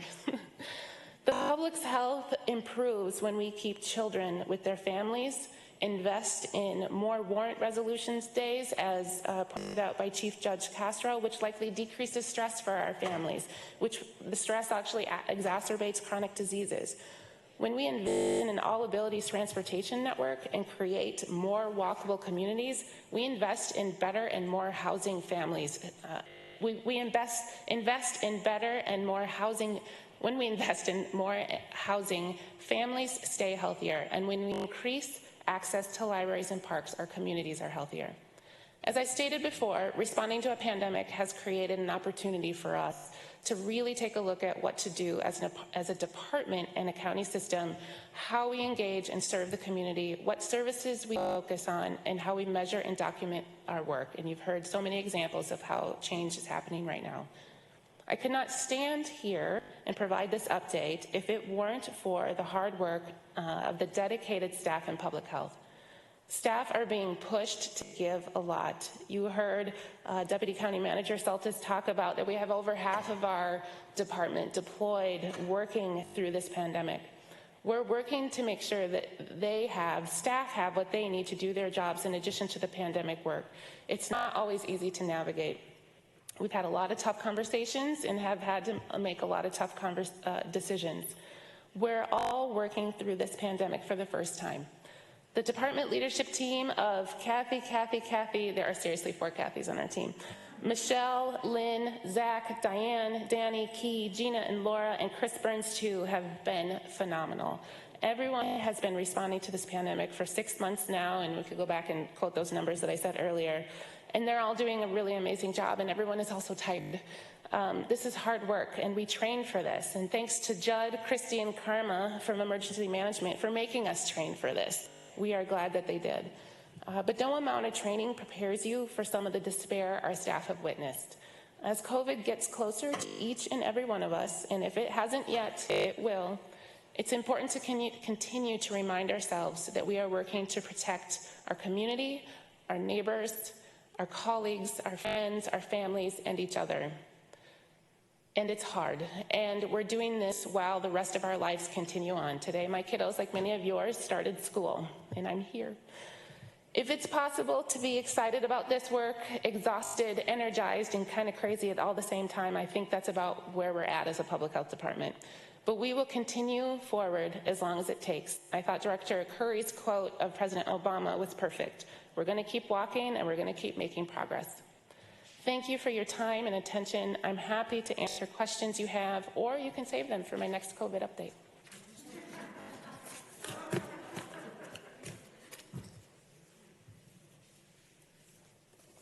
Well, Kathy, obviously you and your team are doing an absolutely great job with the COVID-19 updates every week, every county board meeting, and really tracking the things that we have asked to be tracked. So I'm not sure right now if we have any additional questions.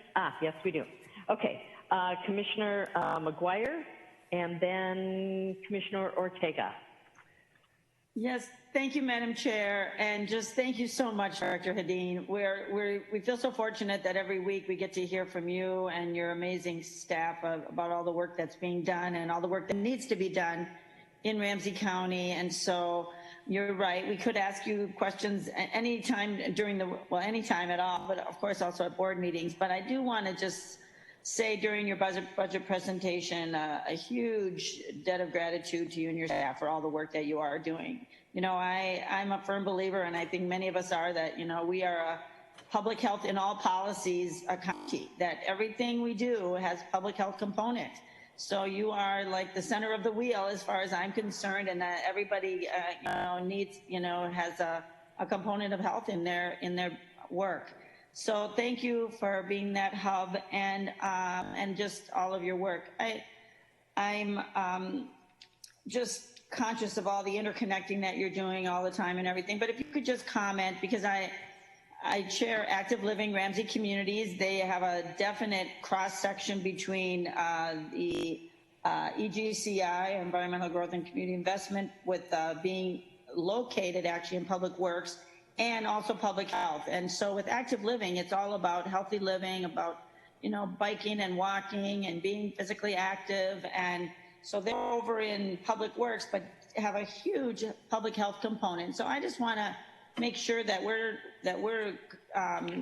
just combining and connecting, making sure we're staying connected within our, in between our service teams, so that the work is not being, I'm sure it's not being duplicated. We don't have enough resources to be duplicating any of that work, but just if you would be able to comment on just how are you connecting between service teams here with an entity like Active Living.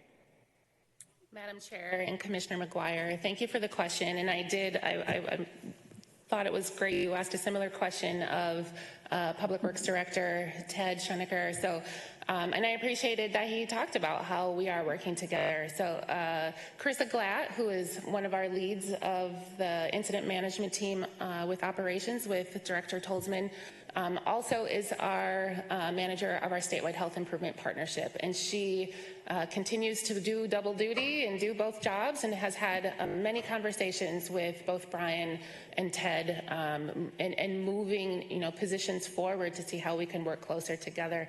There's been some consistent communication between us and both Parks and Public Works in this arena of active living, and it will continue. Everything's kind of been slowed down a bit by our pandemic work, which is necessary, but we continue to know that everybody's outside right now, and hopefully as the weather, goes back to fall next week, and it gets a little warmer, you're going to see more and more people back out and biking, and which is a good thing, and walking and trying to take advantage of our parks and road system. And I'm just very grateful that our Public Works Department over the years has continued to move on the All Abilities Transportation Network and continued to think about everybody when they're creating their spaces. And I'm grateful to you all as commissioners who are a part of these projects in different areas in your districts who are also pushing for, make sure that you are thinking about the person in the wheelchair. Make sure that you're thinking about, every single person that lives in that space and uses that space, and not the person who drives by. And that's working well, and they're leading with that thought process as well. So I'm truly appreciative, and thank you for the question. Thank you, and Madam Chair, if I could just follow up, and I think it's just a tribute to the interconnectedness of our service teams when both you, Director Hadeen, and Director Schenecker can both talk about active living in a great way, and so that's happening, and we just want to thank you for that and encourage that interconnectedness is really important. So thank you for that. And then there's so many things that we thank you for in public health, and we talk about them every week about how you're working with the pandemic and all the great work that you're doing. I just want to give another shout out to, of course, environmental health, and I know we have great performance measure there. But I will tell you that when people are at home more, they're using their organic scrap-off. So I know that those are super popular, and just want to thank you for, while people are now, living differently, they're cooking a lot more at home, and I know that they are appreciating all of that and just all the work that we're doing with our Recycling and Energy Board and the work that Director Hansen, Zach Hansen is doing and his team. So just a shout out to them. I mean, like I said, I could give shout outs to every single person in your area, but I'll give them a shout out too. Thank you so much. Thank you, Commissioner McGuire. Okay, Commissioner Ortega. Thank you, Madam Chair. Hello, Kathy. You are doing a fantastic job in your new role. I just want to let you know that. Really good vibes from everybody on the work you're doing. Kathy, I wanted to ask a question regarding the community clinics. Do we have a sense, a sort of a state of our community clinics? There are several of them that are going through transition, and it just seems to me that, at least for myself, I don't have as clear of a picture how all of them are doing. I mean, they also are going through transition for a lot of reasons, and then COVID on top of it. So I'm just curious because they are frontline defenses, or maybe their role is changing. So I would like to know that too. So it's a very broad question, but and I don't expect you to have all the answers, but I would like to have the board to have a sense of where we are with the community clinics and how they're doing. Madam Chair and Commissioner Ortega, thank you for the question. And I certainly don't have answers as to how, how fully they're doing. But what I do know is that this pandemic has brought us closer together with our community clinics. With the help of the City of St. Paul, we've had weekly conversations with all of our community clinics around testing. And so we meet with them, we talk about what are you doing, what are we doing, how can we support you, how can you support us? And that's really been helpful. In those meetings, I'm very optimistic about how they are doing as clinics. Most recently, conversations with Open Cities and with Minnesota Community Care, and they really seem to be in community and working with community to address at least the COVID pandemic needs. We continue to open the door and have conversations through our medical director and their medical directors around what kind of things we can do to support you. We continue to support some of our clinics with adolescent health-based clinics and adolescent health work and school-based work. And so that contracts continue to be signed. So that tells me work is continuing to happen. But it would be great to have more of an in-depth conversation to get into kind of some of the things that you're thinking of that prompted you to ask that question. Yes, I would like that because putting COVID aside, I am talking about in general, just to have a check-in. Are the missions still aligned with ours? Where are the resources allocated? Are they sufficient? I mean, just a whole, like a State of a Union report. You just to get a complete picture of where they are, not just what they're dealing with COVID-19, but all the other pieces because they're critical to all the other pieces, right? Whether we're talking obesity, diabetes, etc. So where is, and the populations, the targeted populations, do we need to look at how do we do things differently with them to get to our target populations, that kind of thing, make sure that everything's still on track. Yeah, Commissioner Ortega, I think that's a really great idea and a good idea to think about having those meetings sooner than later, because if we cross our fingers and we have a vaccine in a year, what will their space look like and what will our partnership look like in a year from now? So I think that's a great idea to connect and get an understanding of where they're at and what our role would be in working with them moving forward. Okay, well, I thank you, and I look forward to maybe we could have a workshop or a discussion on that down the road here, sooner than later. Great. Thank you so much. Thank you, Madam Chair. Thank you. Next, we have Commissioner Fretham. Thank you, Chair Reinhardt. It's good to see you, Director Hadid. You're looking great today. I just wanted to thank you for your work and for your presentation. And in the spirit of the theme of not wasting a crisis, I think what I'm grateful for in this whole mess of a year is the way that it has helped highlight the role that applying a public health lens to problems can help us solve them. And I think, in terms of recognizing how systemic issues can be drivers of health problems, not just individual actions. And so I appreciate that, and I appreciate the way you presented our role as a county in addressing that and those systemic issues in not just these performance measures, but also just the story that you have told and laid out for us here today and the work that your team is doing. So thank you for that, and thank you for all the work that your team is doing, and know that we're grateful for them and recognize their exhaustion and the efforts that they've been putting in, and we are so grateful for them. So thank you. Thank you, Commissioner. Next, we have Commissioner Carter. Thank you very much, Kathy. As I think about the work that public health does and the service team in which you're located and the overall county in which you're located, other people have said it, and it is just so remarkable how connected and important the work is. I recall having someone from your team come out to talk about, in the community, about chronic diseases, and we ended up talking about disability, waivered services, elder senior services, and as I heard you talk about the importance of breast and chest feeding, I thought about the fact that that could have fit in there too, and the extent to which that is health preventative in the case, as you had mentioned, of diabetes. New information for me, so I'm just hearing that, and I wonder how many others might need to.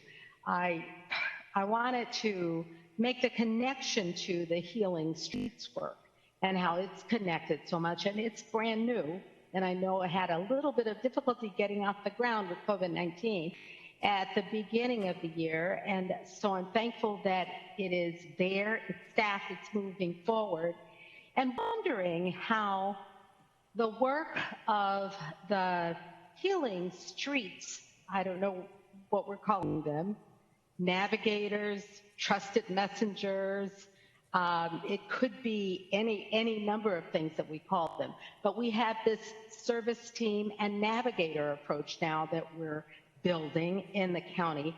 Wonder the extent to which Healing Streets parallels the work of navigation, and whether or not we're training people together. Of course, their work is so connected to be able to hand off, transfer, work together, walk together, and with our residents. And if you just talk a little bit about that. Everything is connected to everything, I know, And it is so important that we are able to see and affect the connections in our county. Thank you. Madam Chair and Commissioner Carter, I love that question so much, and I had a smirk on my face because if, I had a magic wand, it would be, could we please use the navigators in every single place and everywhere we need them in the community and in the county. The reality is the new navigators who are working in our service centers are learning their roles, they're learning their jobs, and we don't want to pile everything on at once, right? But I think that's a really good question, and I would think the vision of that role would be to be able to learn and be a navigator in so many different spaces in our community and county. And I think that's where it could go and will end up at some point. But I think it's a great question, and specifically related to Healing Streets. I've been away for two weeks. I had the great opportunity of taking a vacation, which was fantastic. And I believe our Healing Streets leads, Danny Givens and Mark Campbell, were in the midst of hiring community trusted navigators, community navigators. We have lots of different words for the work, but really they're people in community who are trusted by community and learn from and listen to those community members, and they're experts within community, and they deserve to be compensated and lifted up in that role because they play it already. So let's help lift them up more. And what we could learn, down the road and by having our community navigators related to group and gun violence of Healing Streets, having, training sessions with our navigators in-house would be great. It would be a way to help train and teach our programs that happen outside of our, outside of walls, out in the community, so that when somebody does come in to one of our centers and they do talk about, this is what's happening in my life right now, that our navigators inside have that connection to our navigators outside, and that it does become seamless. I appreciate that you brought that up. I think it's wonderful. I think we're a little early, but we'll get there for sure.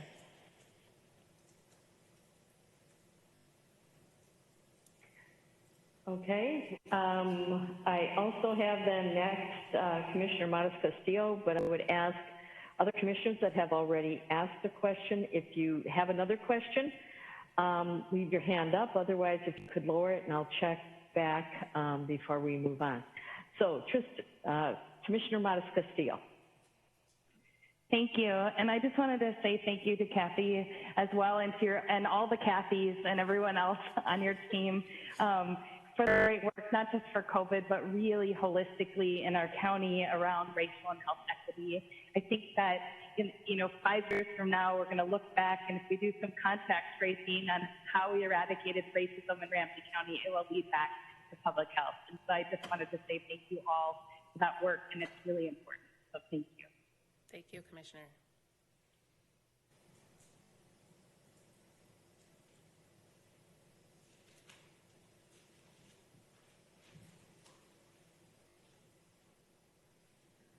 Oh, sorry, Commissioner McGuire.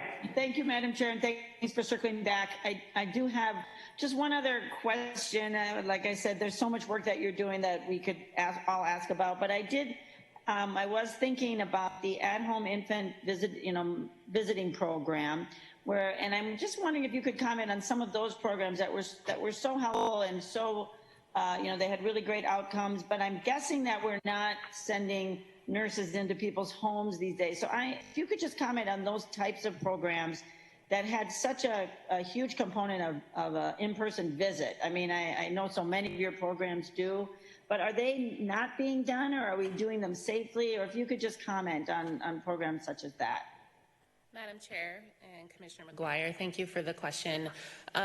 During this time, based on Minnesota Department of Health's recommendations, all of those visits have been virtual. So they have been happening, but they've only been happening through screens. And we know that there are families that would benefit to still being able to have that face-to-face connection, and they want that. And we have staff people who feel comfortable and want to be able to do that too. So we'll continue to work with the Minnesota Department of Health and the policies that they put out in front of us to be able to adapt our programming needs as we learn more about COVID and how we can safely provide, that face-to-face family interaction. It's so needed, and there's, wonderful performance measures and outcomes and really connections that come out of having a nurse and a health educator and a health education program assistant connect with you at your home. So I appreciate the question. We'll continue to adapt based on the guidance we get from Minnesota Department of Health. And I appreciate that adaptation. I think it's right. I mean, obviously a virtual visit is better than no visit. And I'm glad to see that that's, you know, obviously being done, and just, yeah, that you'll continue to monitor and do what's best for our staff and our families. So thank you for that comment. I appreciate it. And thank you, Madam Chair. You're welcome. Okay, let's see. No other hands up, so I will go into the overview, which, you know, we have concentrated so much on COVID for obvious reasons, because of the impact that it has on everything we do in the county, not just in public health, but literally every aspect of what we do.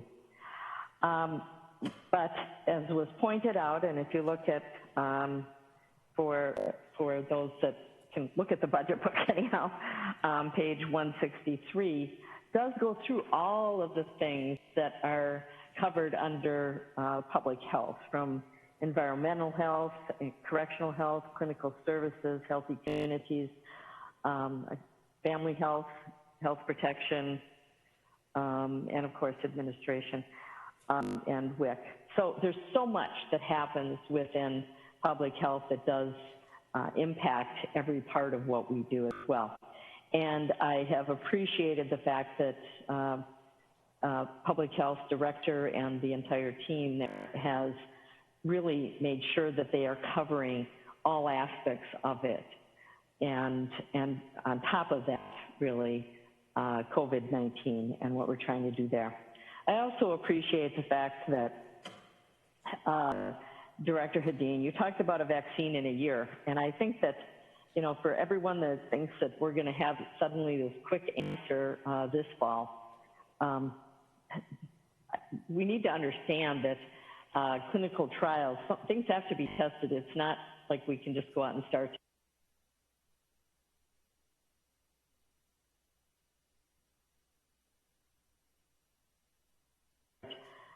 doing something as soon as there's a possibility of a vaccine. I believe that we will get there, but I also believe that it will probably be about a year before it will be publicly available to folks. Just because of what has to happen, and that's all because of public health in that respect either when you're talking about vaccines. As far as the things to follow up on, one, of course, is the community clinics and what they can, the update on that and what they can do as far as how they are doing and what they can do into the future with the closer relationship right now that we have with them. I mean, that is as close as you can get to the constituents from a health perspective, and making sure that we're looking at that in respect to all of the other things that we do with the county, I think was a very good suggestion. Also, just the connections in general and the navigator role and how that would roll out would be something that would be important to come back to at a certain point. And so we've got a lot that's going on here. I am very proud of what we're doing in environmental health and all of the other areas, but that one, again, when it comes to environmental health and the toxins that go into our garbage and into our air, and the fact that we can, as individuals, we can really make a difference with what we recycle and what we compost, and taking advantage of the dropout sites that we have, and I know that the community is doing that. So we've got a lot happening here and a lot of good work, and I would ask then the other commissioners if you think I have missed anything that you would like to see come back to us. We will be having workshops on issues within public health, as was mentioned. Don't see anything or hear anyone, so we will move on then. Thank you, Director Hedin. We will move on to not that there's pressure on her, but the final presentation of the day, and that is in social services, and Director Ann Berry will present that, and then after that we will hear again from Interim Deputy County Manager Karen Saltis. The social services budget is on pages 167 to 171, and I will turn it over to Director Berry. Thank you, Madam Chair, and thank you, Commissioners. I am Ann Berry, and I'm the Social Services Director. I want to thank you for your attention today, and I really do look forward to any questions that you have, observations, concerns, and critique. I think we get better when we understand what people's needs are and the questions they have, and that we accept that critique. So I stand here with that in mind today. I also suggest on page 167, I usually am not super attentive to detail, but I did notice that if anybody is trying to reach me, my email address is wrong. It's ANNE.Berry. So for those who are trying to reach me and looking at this document, we could correct that. Before I move to the highlighted performance measures, let me take just a few minutes to talk about what the last 6 months have been like in social services. I don't need to tell you that we are living through some of the most historic changes I think that we will see in our lifetimes. Certainly a pandemic that exacerbated the unfairness that we saw in our systems and structures, including social services.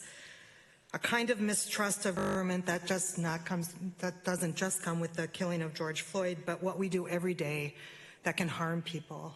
People with mental health issues living in jails when they should be getting treatment, children who are separated from their families, and that the level of mistrust that exists we have to live with and become uncomfortable with every day as we do our work.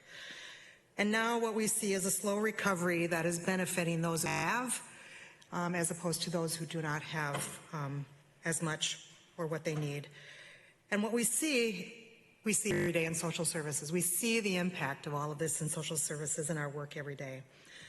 So I'll talk about some of the things that aren't working, then I'll talk about our performance measures. But I do want to take a moment to actually recognize some of the things that have worked and the changes that we've had to make as a result of this pandemic and unrest that comes with unfairness. First of all, we have been doing face-to-face visits with clients from the day of the shutdown, right, of the pandemic and the close down of government. So we have had staff, hundreds of staff working in social services that with the right protective gear and with the right advice from public health, thank you, Kathy and staff, have continued to see face-to-face visits, whether it's in child protection, adult protection, at the Lake Owasso facility, at the care center, at detox center, at the mental health center. We can't do some of our work without having face-to-face interactions with people. I am grateful for our staff who continue to do that work, and for the leadership and the staff who have kept our clients safe and our staff safe.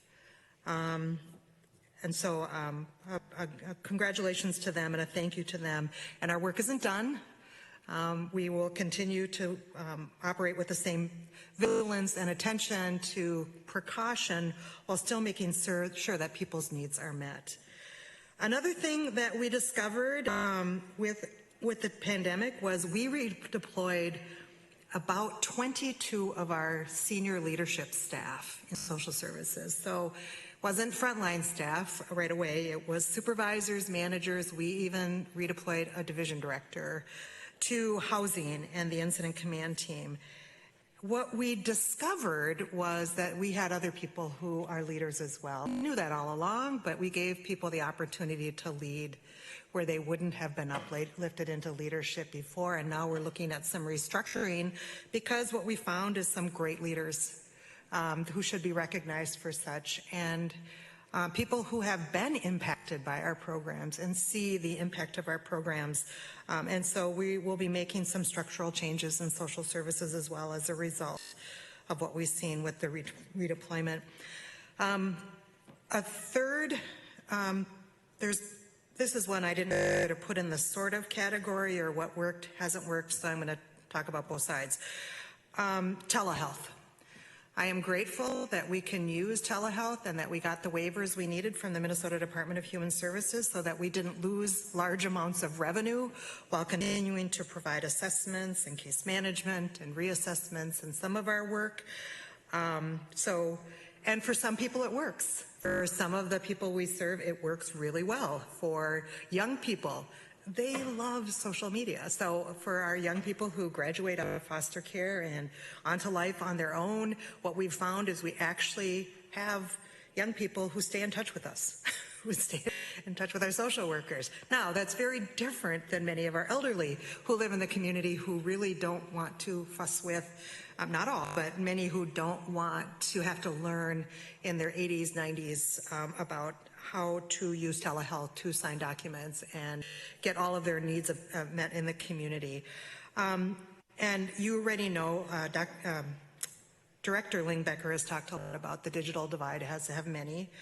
That has something that has impacted us as well. So for some of the population, telehealth has worked well, and where it does work, we're continuing to get payment from Department of Human Services and through Medicaid. There's an upside.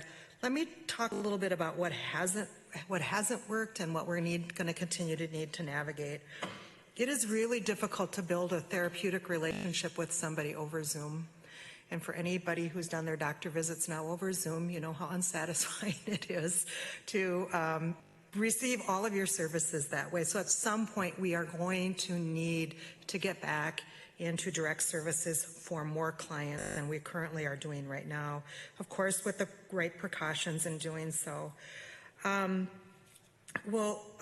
It's also really difficult to understand and assess the needs of people when you can't see their living environment. So when we do an assessment, say for MinChoices, and make a decision about what kind of services somebody's going to get, you need to see their living environment. You need to see their home environment. And that's really hard to do. Now you can take your laptop and walk around your house and show somebody what the bathroom looks like and what the entrances to the house look like, but it's just not the same. There will come a point in time when I'm sure we will be instructed back to going to do face-to-face visits with people, and we will have to address that.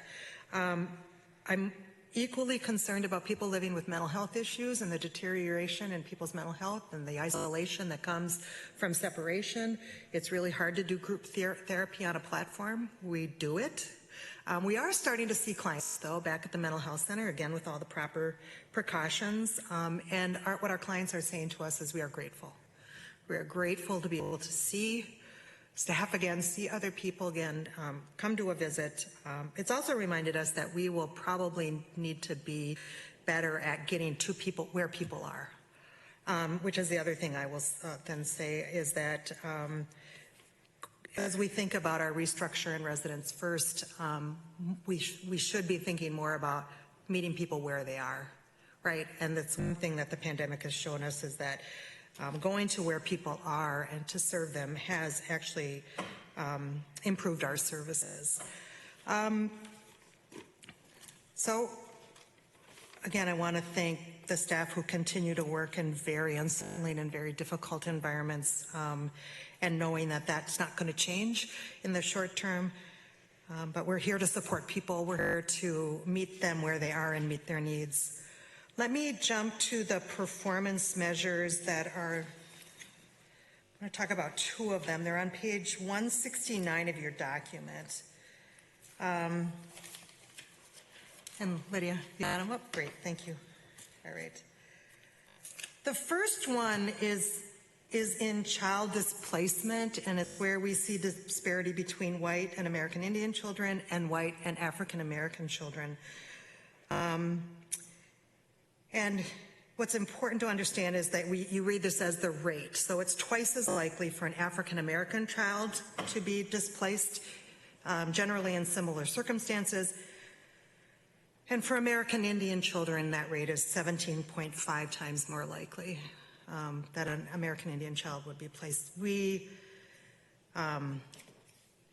both are unfair, unwrong, and are something we can do something about. So let me talk a little bit about some of the work we're doing in this area.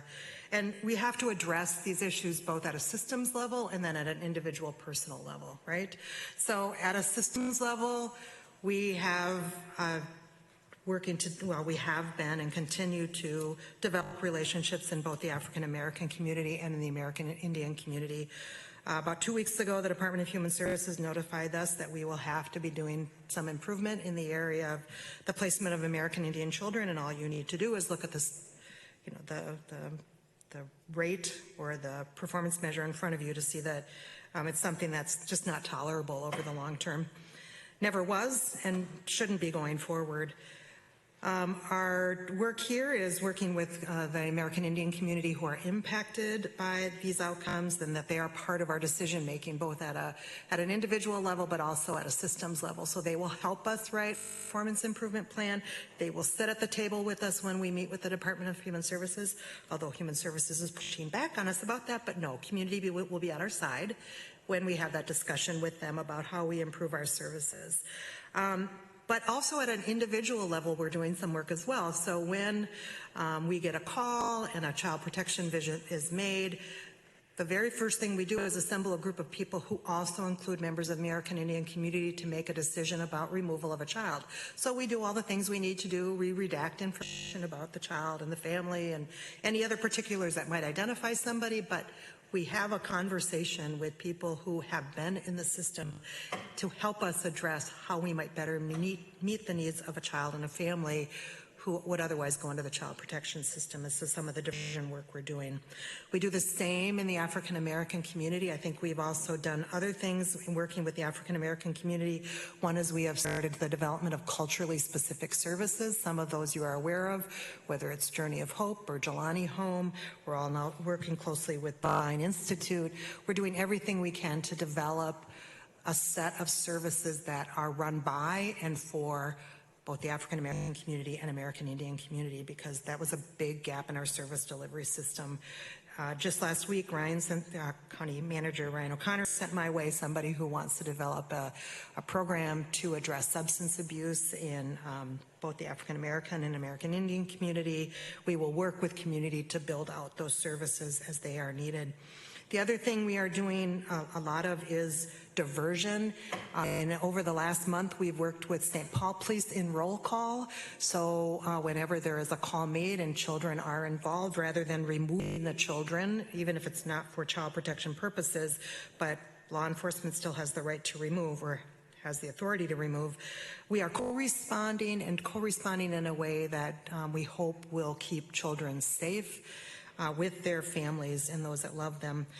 As you recall, when I talked about, when I was in front of the board just talking about what some of the work we're doing in social services, I began by saying children are safest when they are with those who love them, when they're with family who love them, know them.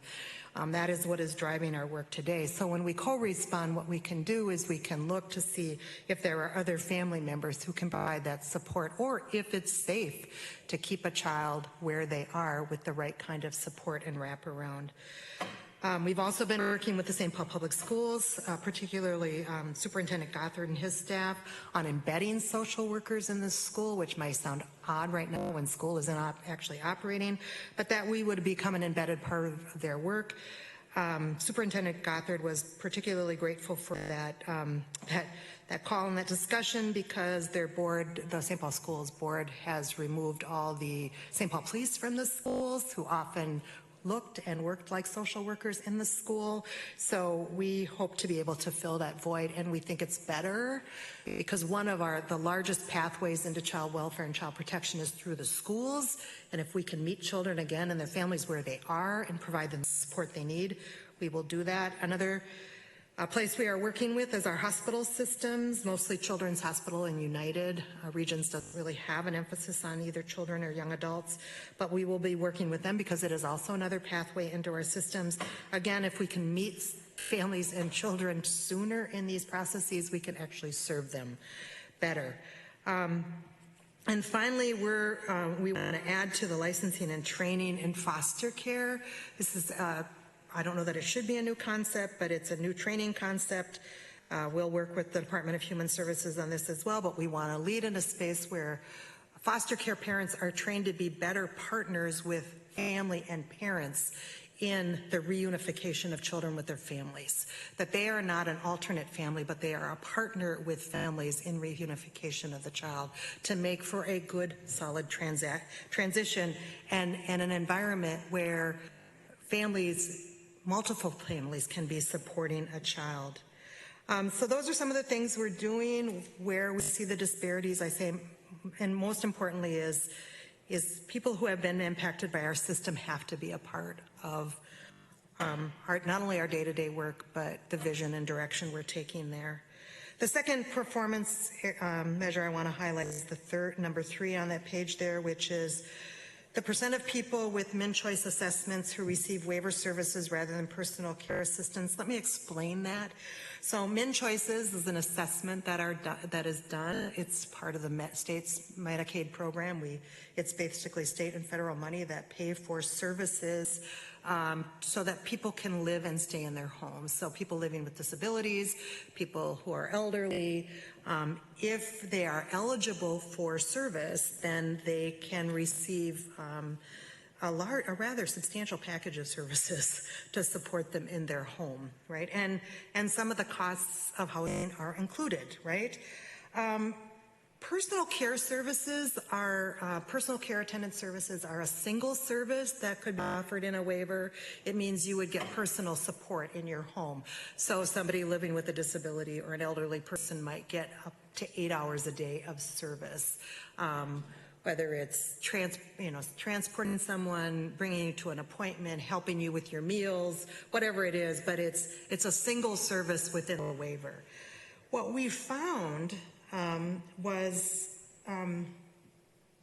jolting, in my opinion, and heartbreaking at another level. It's the percent of people in MinChoices who get assessments who get waiver services rather than personal care services. So if I'm an African American person, it's like there's about 32% chance that I will get a waiver as opposed to personal care services. If I'm somebody from the American Indian community, I've got about a 53% chance that I will get a waiver rather than personal care services.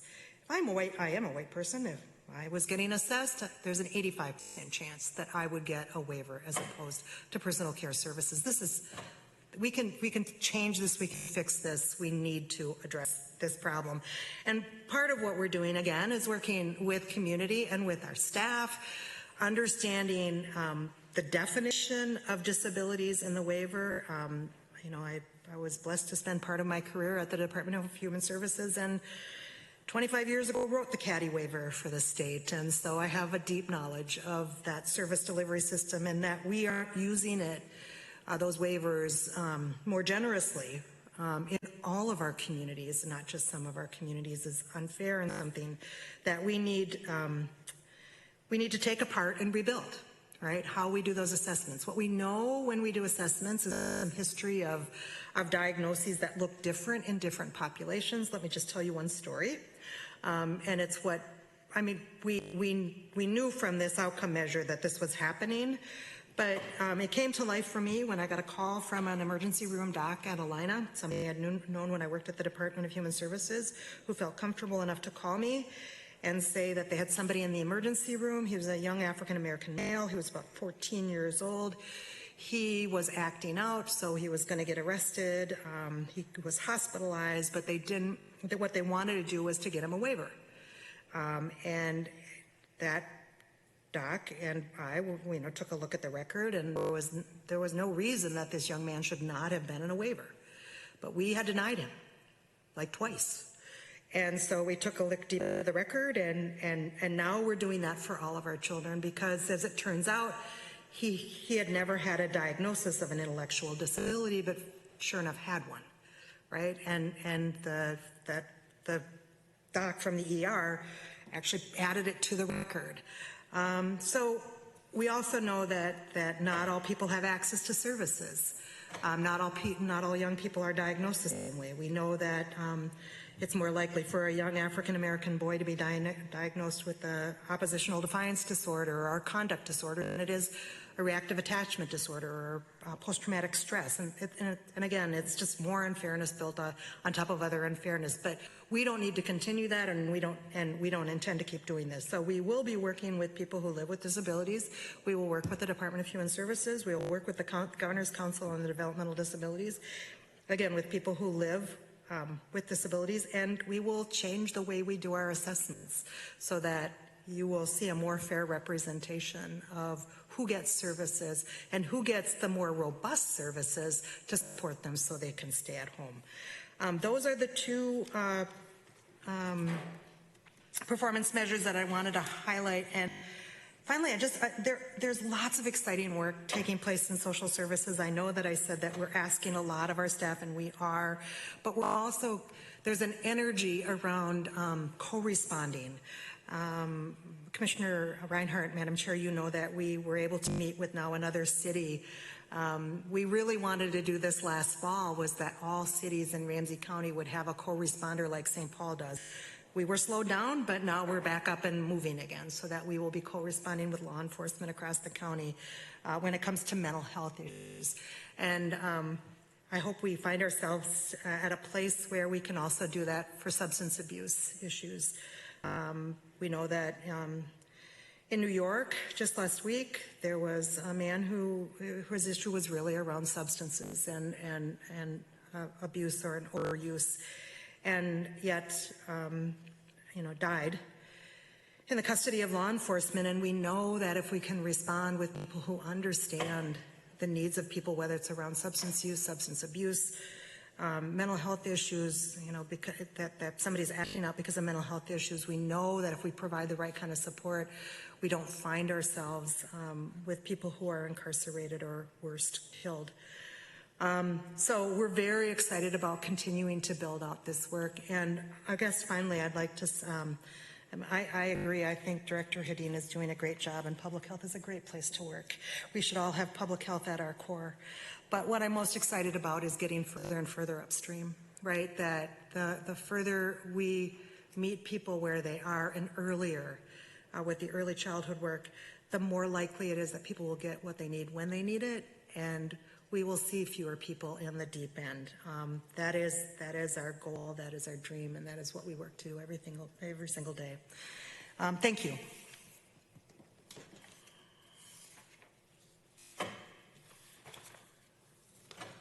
Okay, I see that Commissioner McGuire has her hand raised.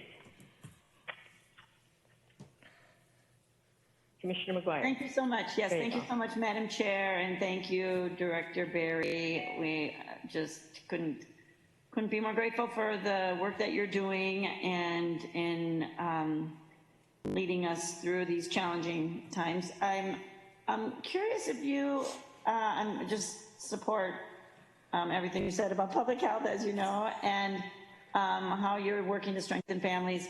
Can you talk a little bit about our work with the Lake Owasso residents in the care center and how just you could talk a little bit about that, where we're headed in those areas.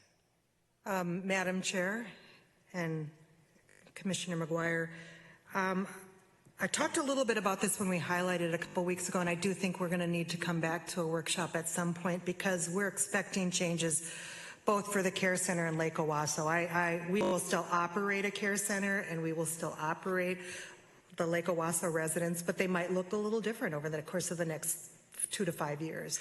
So soon you will see a request to reduce the number of beds we have at the care center.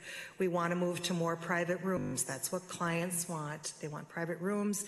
We can do it, and as a result of that, actually bring in more revenue. It sounds strange, but we can do a better job of serving people both in transitional care and in nursing home care. So you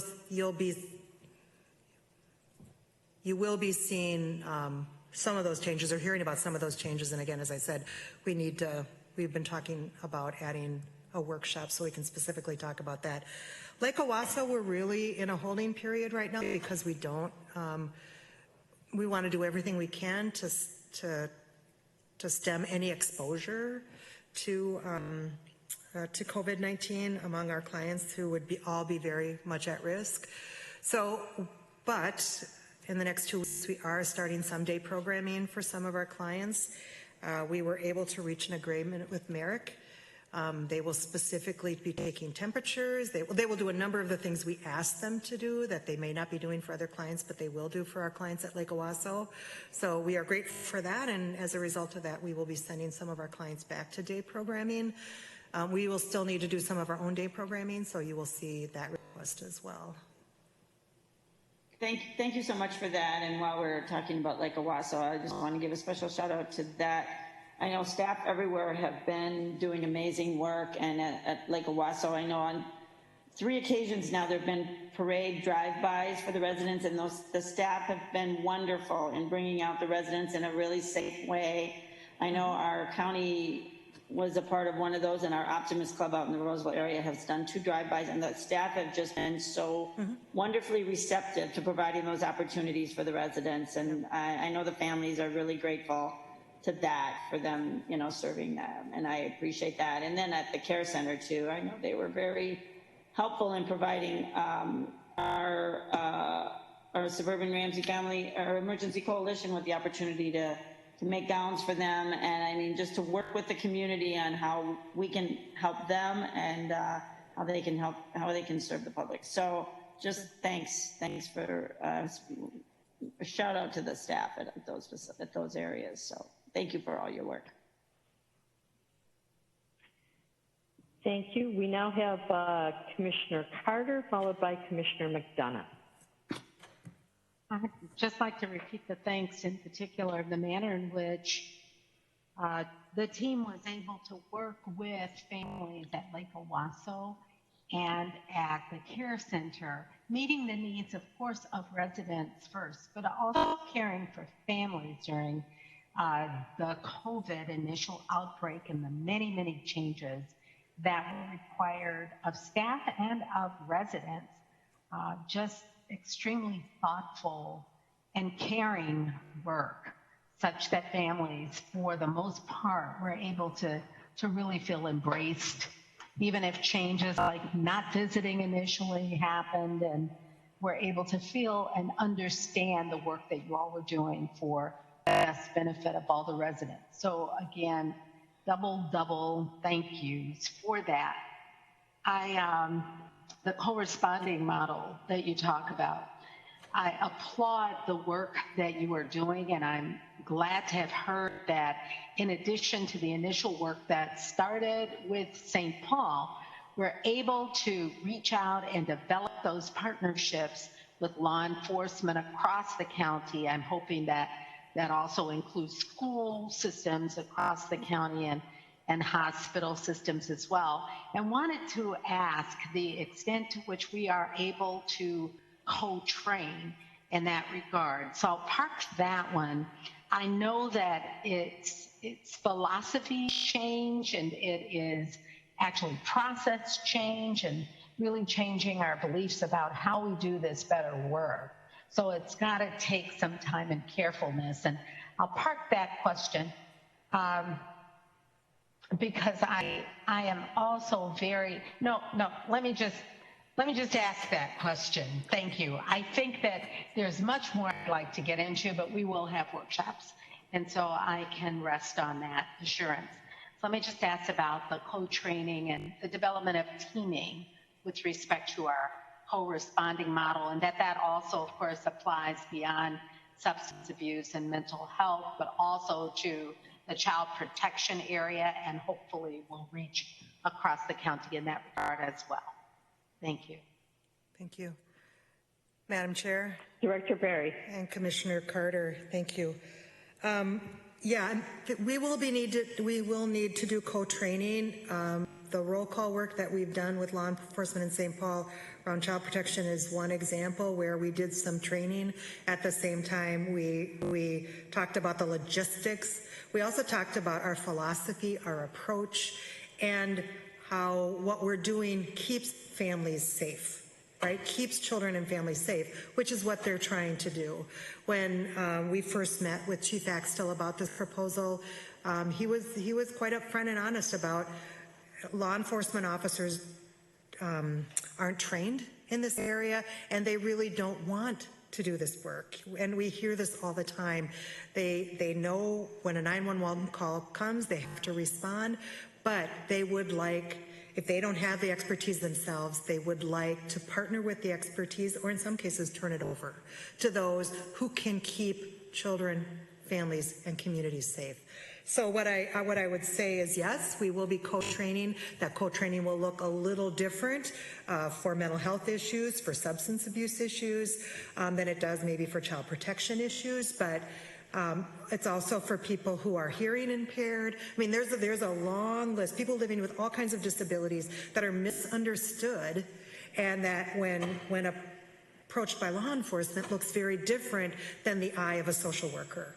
Or it doesn't even have to be a social worker. Anybody who hasn't been trained in law enforcement and sees the relationship that needs to be built and to take place, and the trust that needs to happen, so that the person is able to share with you what it is that is the issue, and it's usually not the property damage or whatever it is that's happened that gets law enforcement involved. So yes. We will be doing lots of co-training, and there are lots of different models. When I was at the Department of Human Services, there was a model that we were using in our facilities, and we had people who were doing crisis work in the St. Peter community and in the Moose Lake community, in other communities, and building up the training. So training exists, and yes, I very strongly support us doing it together, and we've already been doing it with St. Paul Police. Commissioner Carter, did you have any follow-up? Yeah, you know, there is a lot of follow-up, and I just don't want to take too much time in asking about this, but I will ask the extended question that in that co-responding training, you know, I know that going out together makes sense. There's also the assignment of what kind of call this is and who has primary responsibility and who might respond in the future. And I'm wondering if that's involved in our corresponding training, so that we are able to make certain that the right response is able to be tuned in to the kind of concerns that we see over time. Yeah. Madam Chair and Commissioner Carter, thank you.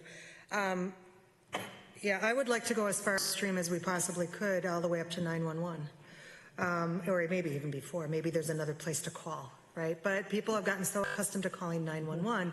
But even there, that you could start to have the diagnostic, not clinical diagnostic, but the ability to situate and navigate what it is you're dealing with, right? So that you know exactly who should be co-responding and what is wrong with multiple co-responders. What if it is both a mental health issue and a substance abuse issue? We co-respond in public health around sexual assault. I mean, we're doing a lot of this co-responding work. So what is it, why isn't it that we're not called in more often to be co-responders, and just as a better way to serve people?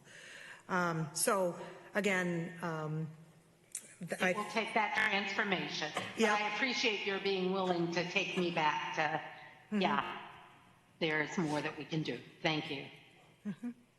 Absolutely. I have then commissioners, I should say, McDonough, then Fretham, then Matas Castillo. Commissioner McDonough. I can't hear you. Oh. About that. Oh. Can you hear me now? All right. Yeah. That's exactly where I was going to go, where you and Tony were just talking. And, you know, maybe what I'll just add to that, because we're going to keep, but, you know, we're starting to take a look at this from a co-responder model, and I would push that, you know, we've asked law enforcement to do a lot other than actually protect the public, right? It's been the default for so many things. And it shouldn't just be assumed that when you make a 911 call, it's going to be a law enforcement response, right? What is and who is the right person? And we can do all the training in the world, but the fact is when someone shows up with a gun on their left hip and a taser on their right hip and a baton on their back, and they're in uniform, all the training in the world is not going to help de-escalate that situation. Just the fact that someone shows up in a uniform can escalate that situation almost immediately. So I'm glad to hear we're looking at these co-responder models, but I would push that we don't get stuck there or stay there, and use it as a bridge to get to what is the right response and who should be responding. And we go to it starts with the 911. I don't know that another number is necessary because, as you point out, that's what people call. But we know we call for fires, we call for heart attacks, we call for everything else goes to law enforcement. We should be able to call for mental health or substance abuse or these other issues that need some type of support. And we should get that appropriate response, not necessarily just a law enforcement response.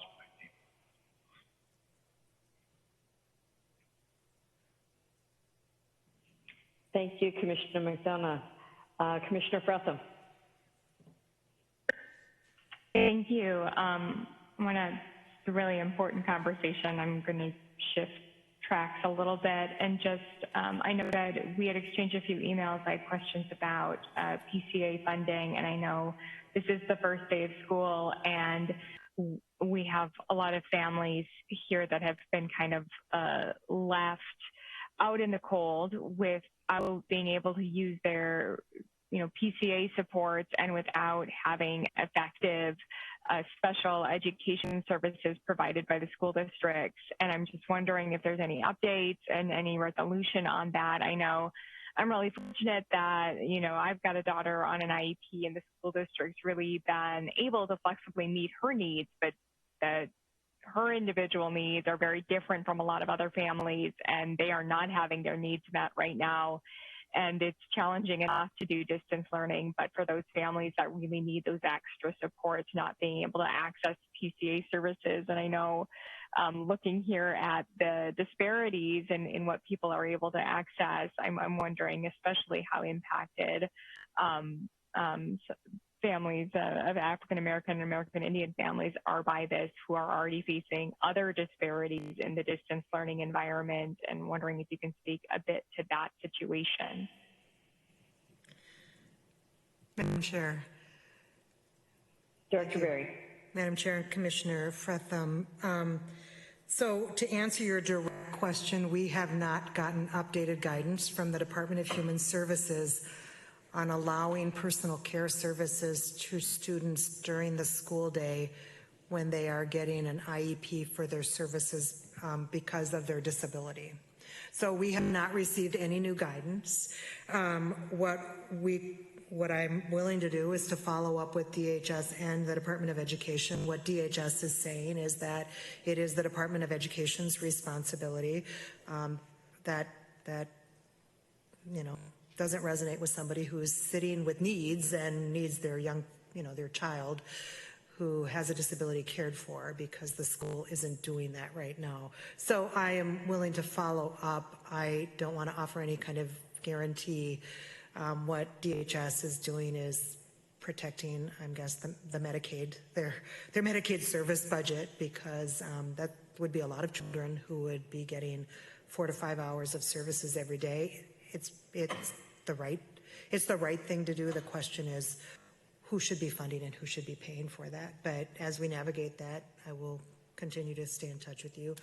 I'll also work with Alex Kutza, our Chief Financial Officer, to see if she has any additional thoughts. We both come from Human Services, so we also, well, you do too, Commissioner. I don't need to tell you that there will be some barriers and who's responsible, but and it may take somebody well above both Alex and I to push, whether it's Commissioner Herbsted or the Commissioner of Education or the Governor's Office, to a different result for families. But we'll take the step and follow up, and from there we may need more help and more push. Thank you for that. And just let me know who I should push, because if we have families waiting, and our kids can't wait. Thank you. Thank you. Commissioner Matas-Castillo. Yes, thank you, Madam Chair. Just following up on the co-responder model that you talked about, I heard you mention a lot with working with Chief Axel and our Maplewood partners.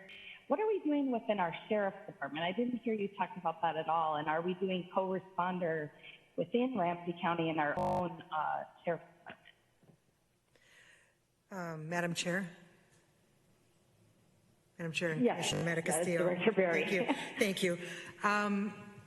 So when they're arresting in communities, outside of St. Paul, Maplewood, or other communities who have been in touch with us, at this point, we haven't re-engaged them. They were engaged in some of our first conversations, though. The Sheriff's Office was, and we were working with the deputies on reaching out to us, calling us, working with us on the co-responding. I know the sheriff does co-respond on sexual assault. So I know from my days in public health, before I came to social services, they were signers of that MOU for all the counties. So for a city who wasn't doing their own enforcement, and they were doing the enforcement, they do call for support and co-response in sexual assault cases. So there's no reason it can't help in others. And this is a good nudge to remind me to follow up again with the sheriff for those communities. In child protection, we get so few children that come through the sheriff's through their work in local communities. But we do see clients with mental health issues across the entirety of Ramsey County. So we need to reconnect not only with the sheriff, but with all the other cities that we'd initially made that commitment to. Great, thank you.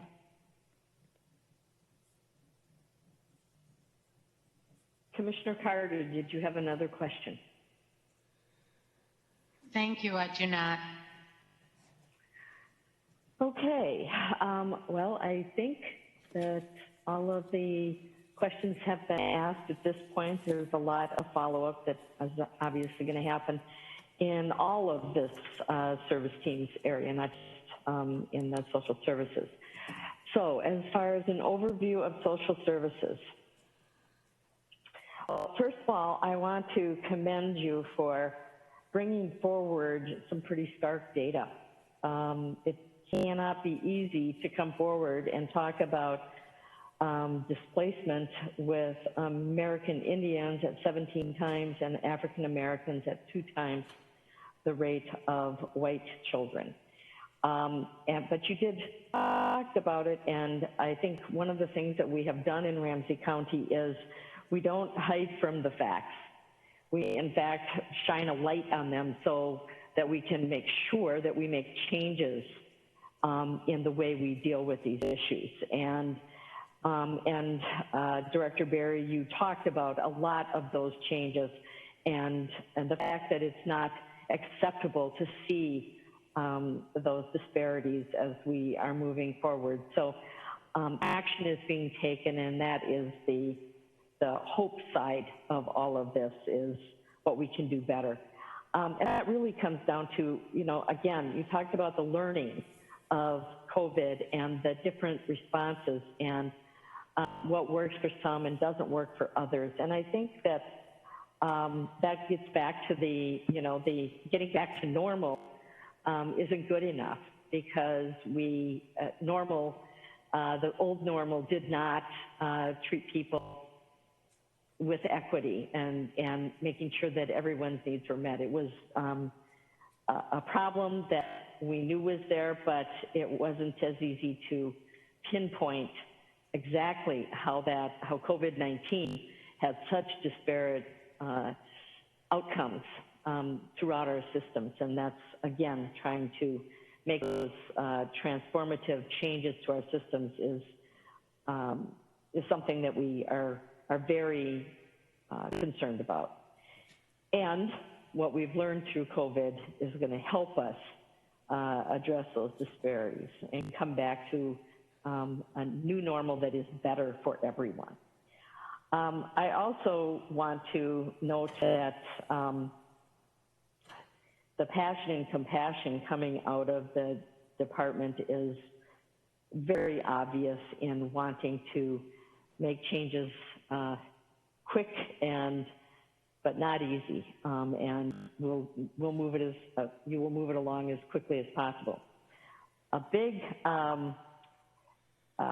area that we talked a lot about that we need to have more information on is the co-responding, including co-training, not just with law enforcement, but with others.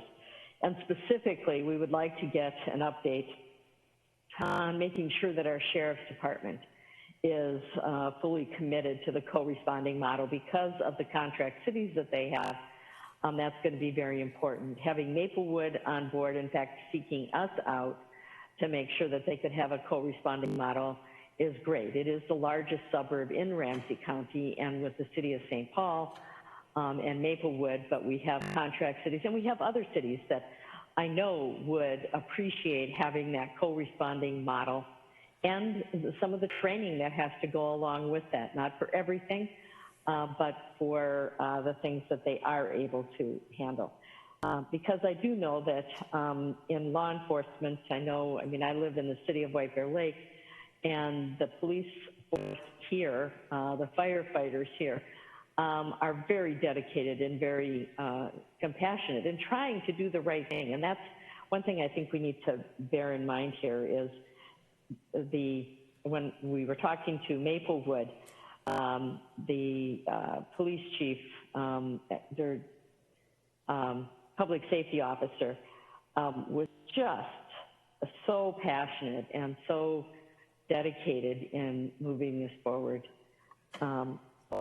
It's something that we need to make sure that it's being done countywide, and then probably expanding it, definitely expanding it beyond just mental health and sexual assaults that are happening in our community. So a lot to do there, but a path, and that's to me what is the hopeful part.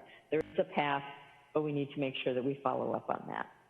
And then the other update that I heard was regarding guidance for PCA funding, especially for kids that are not getting those needs met right now, and putting pressure wherever we need to put pressure, whether it's at the county level, at the Association of Minnesota Counties level, wherever we need to do that, because these are kids that really need that assistance, and a duel between departments really isn't going to help those kids.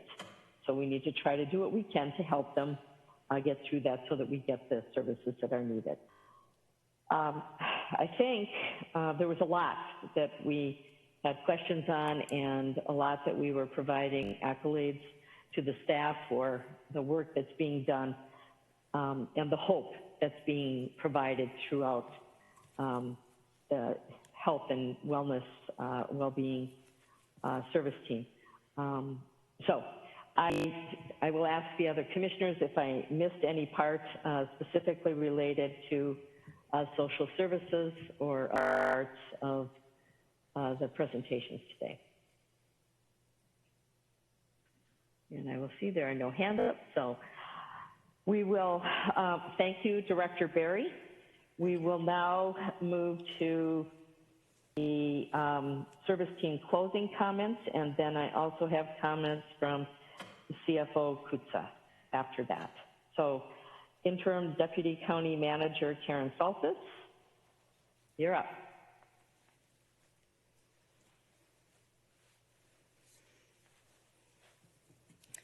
Madam Chair and Commissioners, thank you so much.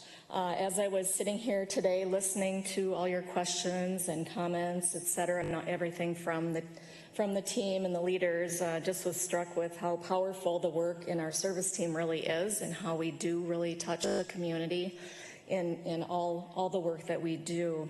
Wanted to follow up briefly regarding some comments regarding housing and the homelessness. So as you know, this is moving over to the EGCI service team, and I wanted to assure you that Deputy County Manager Berg and I have been working in collaboration and putting together a project plan very swiftly, working with our project management office and with other leaders regarding a smooth transition. So I am committing, and my team is committing to a smooth transition. But as you're very well aware, this work is extremely complicated.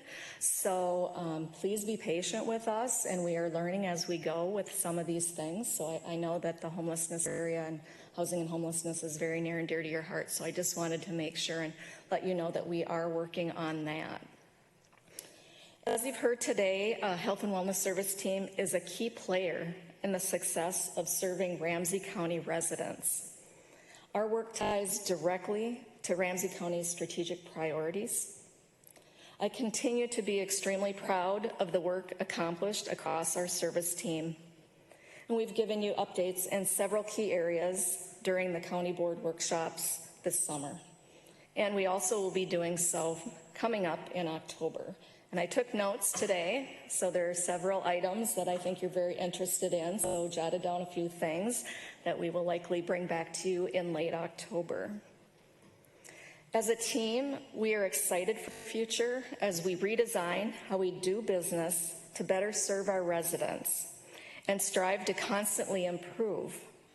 We recognize that our systems are flawed and we must continue to do better for this community. I feel truly blessed to be part of this great team, and I want to also recognize that we do have labor representatives that were in the chambers today, so wanting you to know that staff is key to all the work that we do across our service team. So we do truly appreciate all the work of staff, and especially in the last 6 months, as you are well aware, this has been really, really tough on staff and leaders alike. These folks are dedicated, passionate, creative, and resilient public servants. And as always, I thank you for your ongoing support. And with that, Madam Chair, I'll turn it over to you to ask any additional or follow-up questions that anyone may have. I would just like to comment that it is a testament to our service team model, how quickly we were able to adapt, people being deployed into different areas, new leaders coming into play for COVID. But even with the handoff to EGCI for the housing and homelessness issue, when I think back on the structures that we have within county government, making a change like that without that flexibility built into our service team cross team efforts that we have been doing all along, that would be nearly impossible to do. And the handoff, and clearly knowing that it's going to be handed off with gentle, loving care because of the importance of that issue. There is no doubt that that will happen. Appreciate the extra comments about assuring us of that, but we know how the teams work together, how the deputy county managers and the county manager work as a team to make sure that we get all aspects of each issue, whether it's something that crosses over between like active living with public works, parks, and public health, or many of the other areas that cross over in between teams and departments. So we all appreciate that work. I don't see any other hands up, so I will, unless I'm looking to make sure. Okay. Thank you very much. This has been a long day for this service team. We knew that it would be, and it's been a very emotional day as well. But in the end, what I heard throughout was a job well done. We need to continue to get better, and we will, getting back to a better normal than we had before, and that the staff, from everybody, from the staff that is providing the service in home to someone, to the leaders within our organization are all dedicated to making that happen and really doing the best that we can. And since we're in a budget hearing, you're also doing all of this with a 0% levy increase, which is pretty amazing. I see a child in the background there. Hi. That's great. Anyhow, that this is how we can get things done in a very positive, hopeful way. And that is the message that I'll take going forward. Okay, thank you, DCM Saltis. And let's see, we will move on then to the CFO. Alex Kutza has some comments to make. Great, thank you, Madam Chair, Commissioners. I just wanted to highlight a few things from the hearing today. First, I want to thank the Health and Wellness team. This was a really great and long day, and as they all know, this is an area that's, as Director Berry said, we both had the privilege of working at DHS, so it's an area I feel very passionately about, and it was great to see the work that's happening there. First, I want to go all the way back to when Francis mentioned the $1.5 million in one-time funding in this area. I see this, as I've mentioned before, I see it as an opportunity. We don't always get a chance in this area in particular to focus on redesigning our services in ways that could leverage additional revenue. With my experience at DHS, with the team's experience in human services across the service team, I think it's a great chance for us to be really responsive to our taxpayers and be able to spend time focusing on how we leverage additional revenue, particularly in this area. And I'm confident we're going to be able to do that with all the right people at the table. So this to me is runway, money that's one time that gives us enough runway. We all know it takes time to pivot services that many people need and interact with. And this is a year that we have to really focus on that. And I know that the Deputy County Manager Saltis and her team are really dedicated to that. And I look forward to working with them on that project. The second area I wanted to mention, and I mentioned this during the EGCI budget hearing, is as you heard from Director Curry and Director Hedin, that there are needs that are going to go beyond. They're not going to stop on January 1 of 2021. There are many needs out there that are going to continue in FAS, in public health, in housing, and other areas.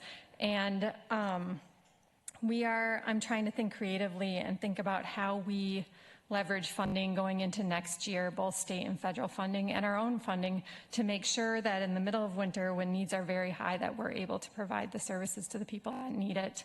The pandemic is not going to end then. The economic downturn will not be over by then. And we are thinking about that, and I'm thinking well into 21 and 22 and 23. So I wanted to mention that. The waivers came up. That's an area that we should look at and work together on also that would help that transition into the next years. Also, Director Curry brought up, and it kind of goes along with this, the CARES Act funding and how we are starting to look at over the next month and hopefully be back by October, how we're going to pivot. As we said when we came in May, we dedicated funding to certain areas, and we've now seen where there's needs in the community, and there are many needs in the community, as Chair Reinhardt mentioned.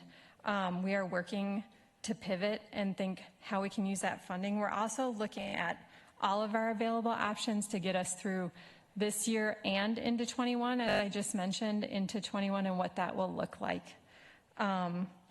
And the last thing I want to say in this particular hearing is I heard a lot of people mention partnership, and that's also really important to me. I want to partner as the finance department with all of the different service teams. I also want to partner with the county board, but as we mentioned, we also have to partner with DHS, with the state, and with the feds during this time to make sure we can continue to provide services to the people who need it in our community across all the service teams in the county. So I just wanted to bring up partnership as a theme I heard today. And I think that's all I had in terms of comments. I'm happy to answer any questions. Are there any questions for Alex? Madam Chair, I don't have a, oh, wait. Oh, go ahead, Commissioner I'm trying McGuire. to get to my hand raising. I just was Thank you, Madam Chair. I was just sitting here thinking how much I appreciate your comments, Director Kutza. I just really appreciate your feedback and your observations on the budget. So thank you for helping provide that context in the financial way. So I just really appreciate it. Well, and I appreciate the fact that you said that we're doing this in a way that is so much better than you thought it was going to be. That's one of the last ones that we made it fun. And, you know, it really is about how strongly all of us, not just as the county board, but as our staff, feel about the services that we provide. And so that the dedication, I think, comes through.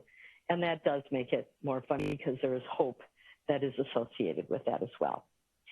Okay, so that concludes our budget committee of the whole for today. Our next meeting and the final meeting is on, on Thursday, this Thursday, September 10th.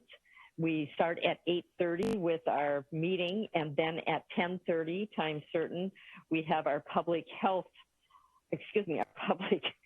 hearing. It's been a long day.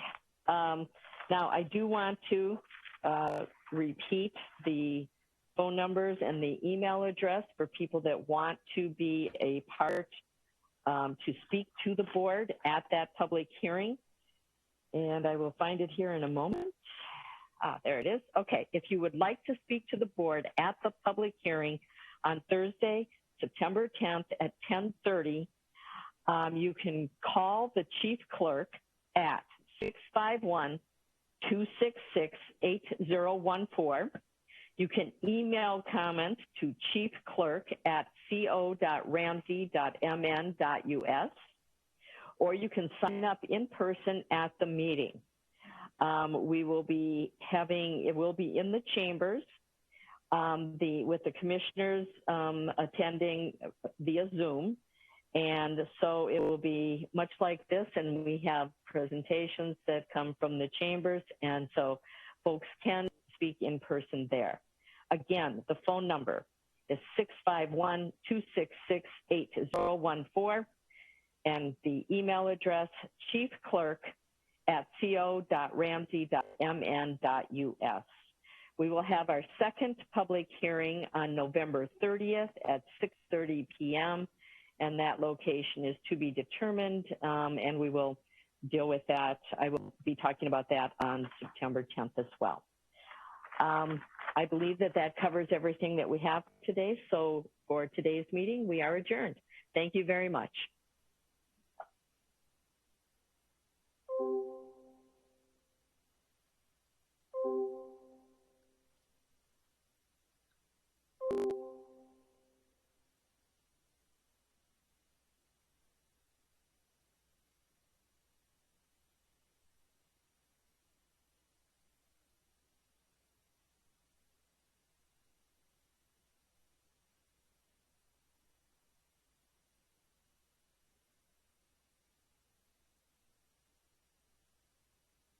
Mean disruption to your lives, but they are so important. We need to slow the spread of the virus so that we don't overwhelm our hospitals and clinics.